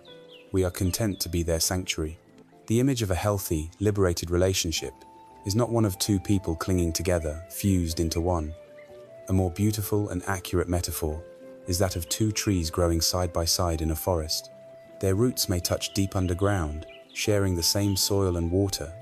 Their branches may reach out and intertwine, offering each other shelter from the wind and the sun. They are in a deep and supportive communion. But each tree has its own strong, distinct trunk. Each tree stands on its own, drawing its own sustenance from the earth. Neither tree tries to bend the other to its will or block the other's access to the light. Each tree reaches for the sky in its own unique way, and their combined presence creates a space of beauty and resilience that is greater than either could achieve alone. This is love with both intimacy and freedom. This leads us to the highest and most challenging expression of this kind of love. A love that is truly free from clinging wants the beloved to be free, even if that freedom means freedom from us. This is the ultimate test of non-attachment. It is the sincere wish, may you be happy, with no clause that says, and may I be the cause of your happiness. It is a love so generous that we would rather see the other person joyful and free without us than see them unhappy and imprisoned by our side. This is the complete opposite of the grasping, fearful love we so often see. It is the perfect integration of loving kindness and equanimity. It is a love that has no agenda for itself, only a boundless wish for the well-being of the other. To love in this way is a lifelong practice. It is the art of learning to dance together without stepping on each other's feet, of tending a shared garden without constantly pulling up the other's flowers to check on their roots. It is a movement away from a relationship based on need, control, and transaction, and toward one based on freedom, presence, and selfless care. We learn that the more space and freedom we give, the more true intimacy and connection become possible. As we practice this, we may begin to notice that our need to control our partners or have them meet our expectations is often a symptom of a deeper insecurity. We look to them to provide the validation and approval that we feel we lack within ourselves. We want them to tell us that we are good, worthy, and lovable. This reveals another, more fundamental layer of attachment that we must now bring into the light, our deep and pervasive addiction to the approval of others. As we learn to navigate our relationships with a more open and less clinging heart, we may notice that our desire for our partners to act a certain way is often a reflection of a deeper, more pervasive human longing, the need for approval. This is one of an unseen and powerful forces that directs our lives. From a very young age, we are trained to seek validation from the outside world, from our parents, our teachers, our peers, and eventually from society at large. We learn that praise feels good and criticism feels bad, and so we begin to unconsciously outsource our sense of self-worth, placing the remote control for our own happiness into the hands of others. This addiction to approval is a primary source of our anxiety, a constant performance that drains our energy and disconnects us from our authentic selves. To find true inner peace, we must reclaim our emotional sovereignty and learn to be free from this insatiable need. The Buddhist teachings describe this precarious human condition with a powerful image: the untrained mind being blown about by the 8 worldly winds. These are the 4 pairs of opposites that we allow to determine our inner weather. The first pair is praise and blame. When someone compliments our work or our appearance, we are elated, lifted high on the wind of praise. But when we receive criticism or blame, we are dashed to the ground, our mood shattered. The second pair is gain and loss. This refers not only to material possessions, but also to status, reputation, and relationships. When we gain a new friend, a promotion, or a possession, we feel successful and worthy. When we lose them, we feel diminished and like a failure. The third pair is fame and disrepute. We crave recognition, popularity, and a good reputation. In our modern age, this manifests as a desire for likes, followers, and public acclaim. We live in fear of its opposite: obscurity, being spoken ill of, or being ignored. The fourth pair is pleasure and pain. This encompasses all the others. We are constantly seeking the pleasure that comes from gain, praise, and fame, while desperately trying to avoid the pain of loss, blame, and disrepute. A life lived at the mercy of these 8 winds is a life of constant instability. We are like a leaf tossed about in a storm, with no inner direction, no stability, and no lasting peace. The path to freedom from these winds begins with a profound shift in perspective. It begins when we realize that another person's opinion of us is almost never actually about us. It is a reflection of them. When someone praises you, they are seeing you through the unique filter of their own mind, their own values, their own past experiences, their own current mood. Perhaps you remind them of someone they admire. When someone criticizes you, they are also seeing you through their own filter. Perhaps you have unintentionally triggered one of their insecurities, or you represent something they fear in themselves. Their opinion is a complex cocktail of their own history, their own biases, and their own needs. It has very little to do with your essential nature. To understand this is to be handed the key to a locked cage. Once we see that we cannot possibly control the inner worlds of millions of other people, we can stop trying. We can cease the exhausting and impossible project of trying to be a different person for every audience, of twisting ourselves into different shapes to win the approval of everyone we meet. We can finally relax. This realization is the first step. The second is the constructive practice of building an internal source of self-worth, a place of stability that is not dependent on the shifting winds of external opinion. This is where our mindfulness practice becomes our greatest ally. As we cultivate a kind, non-judgmental inner witness, we learn to become our own primary source of validation. This inner observer knows our intentions. It sees our efforts. It understands our struggles. It is the one constant, compassionate presence in our lives. We can cultivate this internal locus of worth through a simple shift in our daily reflection. At the end of the day, instead of asking questions driven by the ego, such as, was I successful today? Did people like me? Did I make a good impression? We can ask questions driven by integrity. We can ask, was I true to my own values today? Did I act with kindness? Did I speak the truth? Did I do my best, regardless of the outcome? When our sense of well-being is tied to our own integrity and our own intentions, things that are largely within our control, we are no longer at the mercy of the unpredictable opinions of others. We become the mountain, not the leaf. We act from a place of deep authenticity, not from a place of needy performance. And when we are grounded in this way, we find we have the strength to handle both praise and blame with a new kind of grace. The story of the Buddha's encounter with an angry man perfectly illustrates this unshakable internal sovereignty. One day, while the Buddha was teaching, a man who followed a different philosophy came and stood before him and began to insult him. He used the harshest, most vile language, attacking the Buddha's character, his teachings, and his family. The Buddha stood there in perfect silence, listening with a calm and patient attention. He did not interrupt, he did not defend himself, and he did not become angry. He simply listened until the man, having exhausted his vocabulary of insults, finally fell silent, panting and bewildered by the lack of reaction. When the man was finished, the Buddha spoke, his voice calm and gentle.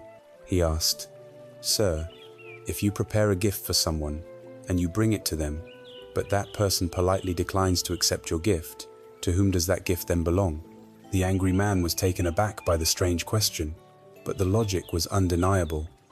He replied, "Well, it would belong to me, of course. I am the one who offered it." The Buddha nodded and smiled. "Exactly so," he said, "and it is the same with your words. Today, you have come and offered me a gift of your anger and your insults, but I politely decline to accept your gift." With that, he turned and continued on his way, leaving the man speechless. This profound story is a teaching for all of us. The words of others, their praise, and their blame are gifts that they are trying to hand to us. We have the absolute freedom to either accept them or to politely decline delivery.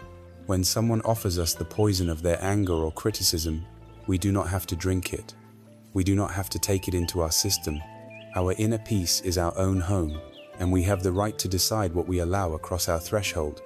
When we receive praise, we can be grateful for the kind intention, but we don't need to cling to it as the source of our worth. We can see it as a pleasant gift, enjoy it for a moment, and then let it go. When we are grounded in our own integrity, we no longer need the world to tell us that we are okay. To be free from the need for approval is one of the most profound liberations we can experience. It frees up an immense amount of mental and emotional energy that was previously wasted on worrying about our image, managing impressions, and recovering from perceived slights. As we set down this heavy burden, along with the burdens of the past and the future, and our clinging in relationships, we find that our perception of the world begins to clear. Our senses, no longer fogged by neediness and anxiety, begin to open up in a new way. We start to notice the incredible beauty and richness hidden in the simple, ordinary moments of our lives. Moments we were previously too busy, too distracted, or too self-absorbed to see. This leads us to our next great discovery: the art of finding the miraculous in the mundane. As we travel further on this path, we find ourselves setting down the heavy burdens we have carried for so long. We have begun to release the ghosts of the past and the phantoms of the future. We have started to loosen our clinging grip in our relationships, and we have tasted the freedom that comes from letting go of our need for the world's approval. As these heavy clouds of anxiety, regret, and neediness begin to part, the light of our awareness starts to shine on the world in a new way. We arrive at a practice that is not about striving or fixing, but about a simple, profound, and joyful discovery. This is the practice of finding the miraculous in the ordinary. We live in a culture that is addicted to the extraordinary. From a young age, we are conditioned to believe that happiness is an event, a destination, a peak experience that lies somewhere in the future. We are taught to seek it in the grand vacation, the momentous promotion, the thrilling romance, the perfect wedding day. Our social media feeds become a curated museum of these peak moments, both ours and others, creating a distorted picture of what a meaningful life looks like. This constant pursuit of the next big thing creates a subtle but pervasive dissatisfaction with our actual lives. Our quiet Tuesday afternoon, our commute to work, the simple act of making dinner, these ordinary moments are devalued. They become the boring intermission we must endure while we wait for the real show to begin. We are in a state of perpetual seeking, always believing that our real life is not yet. This is the great tragedy of the modern mind. In our desperate search for a more exciting life, we completely miss the one we are actually living. The wisdom of this path invites us to stop our frantic search and to question our fundamental assumption. What if happiness is not a destination to be found, but a quality of attention to be cultivated? What if the miracle we are seeking is not hidden in some exotic future, but is already here, woven into the simple, humble fabric of this present moment? This is a radical shift in orientation, from a mind that is always seeking, to a mind that is learning to see what is already here. This shift is unlocked through two golden keys: gratitude and mindfulness. Gratitude is the first key. It is the simple and powerful practice of shifting our attention from what is wrong or missing in our lives to what is abundant and right. The untrained mind is a master of finding faults. It is like a heat-seeking missile for problems, for grievances, for what is lacking. Gratitude is the conscious retraining of this habit. It is learning to see the world not through the lens of scarcity, but through the lens of abundance. This is not a naive denial of difficulty, but a balancing of our perspective. We can begin by practicing gratitude for the things we most often take for granted. Take your own body. We spend so much time judging its appearance and complaining about its aches and pains. But can we take a moment to feel gratitude for its miracles? Gratitude for the eyes that are reading these words, for the complex miracle of sight that turns light into meaning. Gratitude for the ears that can hear, for the heart that is beating faithfully, for the lungs that are breathing all on their own, a steady rhythm that has sustained us since birth. Gratitude for the legs that carry us through the world, and the hands that allow us to create, to hold, and to care.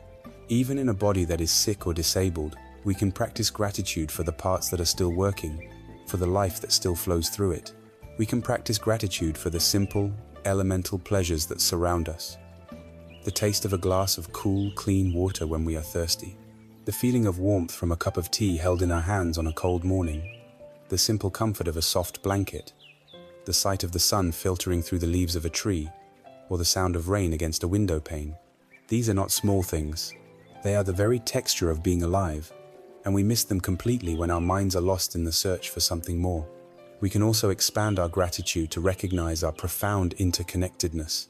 The food on our plate did not magically appear.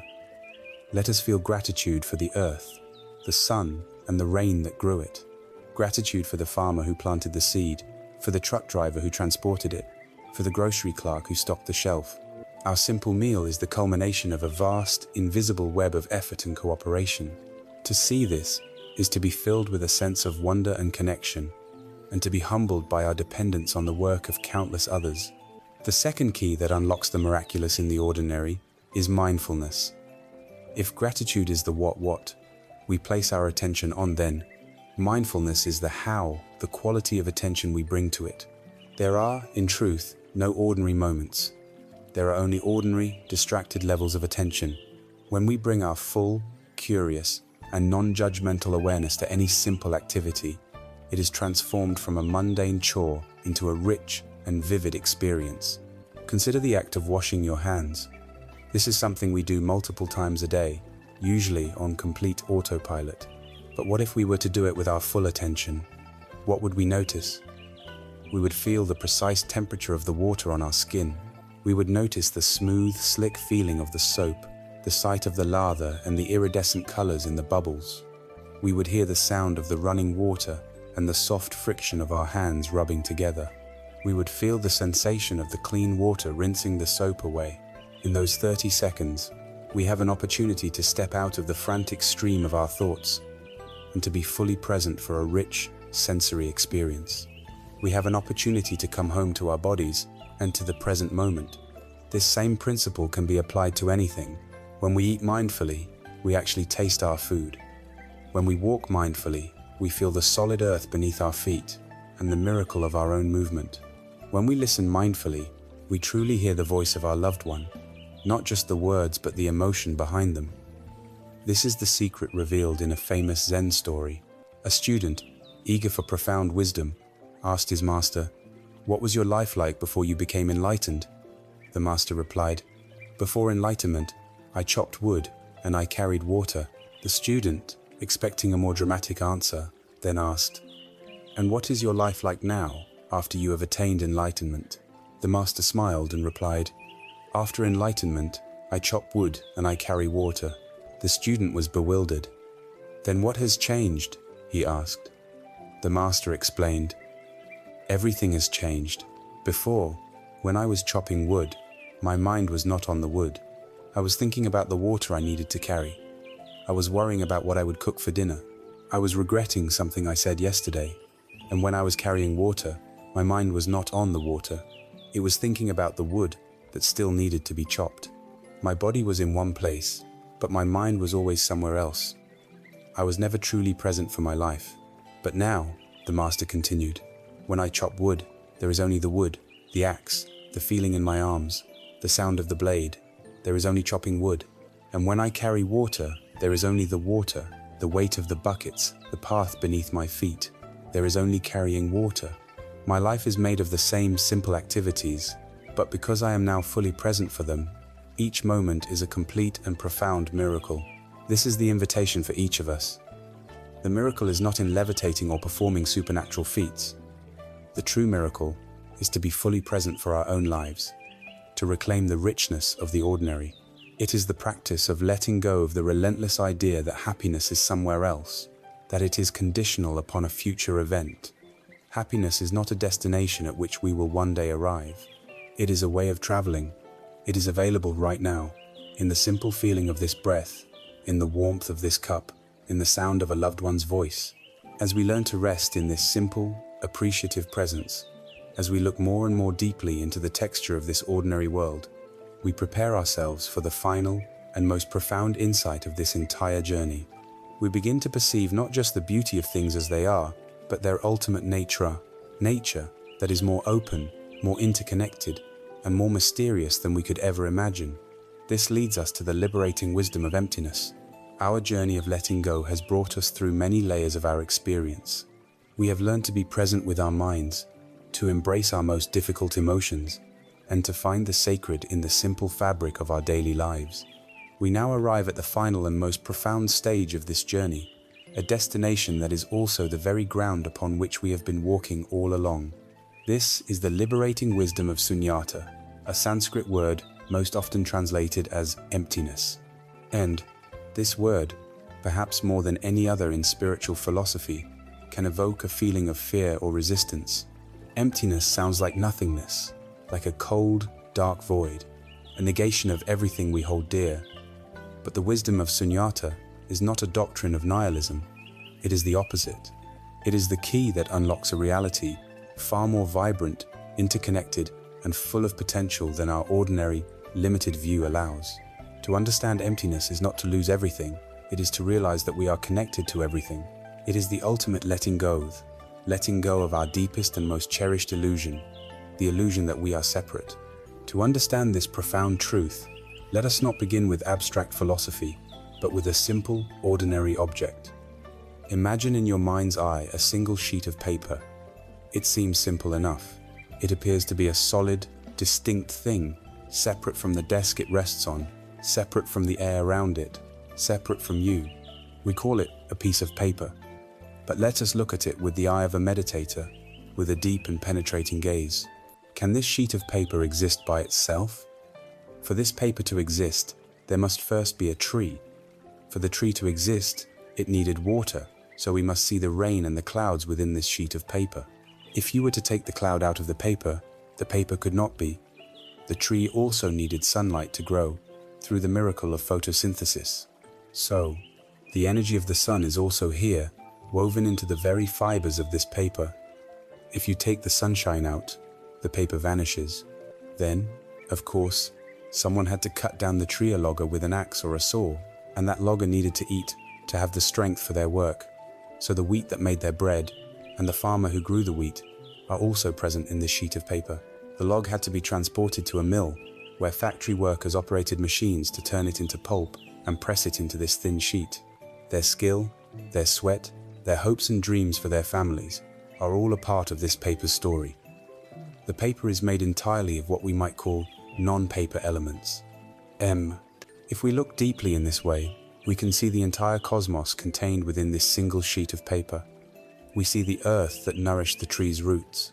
We see the minerals and the compost of ancient leaves. We see the parents of the logger. We see the people who designed the machines. We see the economic and political systems that allowed for this entire chain of events to occur. And finally, our own mind is here, for without our consciousness to recognize and name this object as paper, it is just a colorless, formless phenomenon. The sheet of paper, then, is empty of one thing, and one thing only, a separate, independent, isolated self. Its entire existence is dependent on the existence of everything else. It is full of the sun, the clouds, the forest, the farmer, and the factory worker. It is full of the entire universe, but it is empty of a separate self. To be, it must interbe with all that is. This is the meaning of emptiness. It does not mean non-existence. It means interdependent co-arising. It means nothing can exist on its own. Now, let us turn this powerful lens of inspection away from the sheet of paper and onto ourselves. We walk through the world with the deep, intuitive feeling that I am me. We feel that we have a solid, separate, continuous self that resides somewhere inside this body, behind these eyes. But what is true for the paper is also true for us. Let us look for this separate self. Is it our body? We have already seen that our body is made entirely of non-body elements. It is made of the food we have eaten, the water we have drunk, the air we are breathing right now. It is a temporary manifestation of the sun, the earth, and the sky. Our body is on loan from the cosmos. It is not a separate possession. Is it our mind? Our feelings, as we have seen, are fleeting responses to external stimuli. Our perceptions are colored by our conditioning. Our thoughts, ideas, and opinions are not truly ours. The language you are thinking in right now was taught to you by your parents and your culture. The beliefs you hold so dear were shaped by the books you have read, the conversations you have had, and the society you grew up in. Every part of what you call your mind is a product of countless causes and conditions that are not you. When we look deeply in this way, with honesty and courage, we cannot find a single, solid, independent thing that we can point to and say, this is me. This is myself. Just like the sheet of paper, we are empty of a separate self. We are a flowing, dynamic process, a convergence of countless streams of causes and conditions. Our sense of being a solid, walled-off ego is an illusion, a trick of the mind. To see this is not a cause for despair. It is the gateway to the most profound freedom and the deepest connection. The feeling of loneliness, of alienation, of being a fragile self in a vast and indifferent universe is born entirely from the illusion of separation. When this illusion collapses, the feeling of loneliness collapses with it. We realize that we are not a lonely spectator looking at the universe. We are an inseparable expression of the universe itself. You are not just in the cosmos is in you. Your breath is the breath of the sky. Your blood contains the salt of the ancient oceans. Your thoughts are an echo of all the thoughts of humanity that came before you. To realize this is to come home. From this understanding, a boundless and natural compassion is born. If we truly are with all beings, then the distinction between self and other becomes transparent.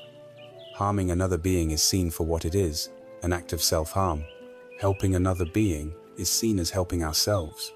Compassion is no longer a moral principle we must strive to practice. It becomes the spontaneous and logical response of a heart that understands its true, interconnected nature. We feel the suffering of others because, on a fundamental level, it is our suffering. We feel joy for their happiness because their happiness is our happiness. Furthermore, the wisdom of emptiness reveals a universe not of dead, fixed things, but of infinite possibility. Because things are empty of a fixed, inherent nature, they are not locked into being one way forever. Because a seed is empty of a fixed seedness, it has the potential to become a magnificent tree. Because a caterpillar is empty of a fixed caterpillarness, it can transform into a butterfly. Because a person is empty of a fixed, sinful, or broken self, they have the infinite potential to awaken and become a Buddha. Emptiness is not a void. It is the open, spacious, fertile ground of pure potentiality from which all forms arise and into which they all dissolve. It is the ultimate freedom from all labels, all boxes, and all self-imposed limitations. Perhaps the most beautiful metaphor for this truth is that of a wave in the ocean.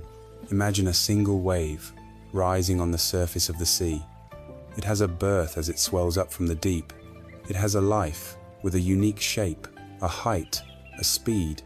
It may look at the other waves and feel itself to be taller or shorter, stronger or weaker, and it may live in terror of its own death, the moment it will inevitably crash upon the shore and cease to be a wave. This is the life of the separate self. But what if, one day, the wave has a moment of deep insight? What if it looks deeply into its own nature and realizes that its true identity is not wave, but water? It realizes that it has never been separate from the vast, deep ocean. Its birth and death were just illusory transformations of form. It was water before it became a wave. It is water while it is a wave, and it will be water after it crashes on the shore. When the wave realizes it is water, its fear of death vanishes completely. It can still enjoy its unique journey as a wave rising, cresting, and falling, but it does so with the profound, unshakable peace of knowing its true identity is the entire, boundless ocean. The ancient Heart Sutra says, "Form is emptiness, and emptiness is form. The wave is the water, and the water is the wave. We are the wave, and our true nature is the vast ocean of being itself." This wisdom of emptiness is the ultimate letting go. It is letting go of our most fundamental attachment, the attachment to the idea of a separate me. It is the realization that peace is not something that a self can find or achieve. Peace is what remains when the stressful, anxious, and effort-filled project of maintaining the separate self is finally abandoned. This is the pinnacle of the view, the deepest insight into the nature of reality.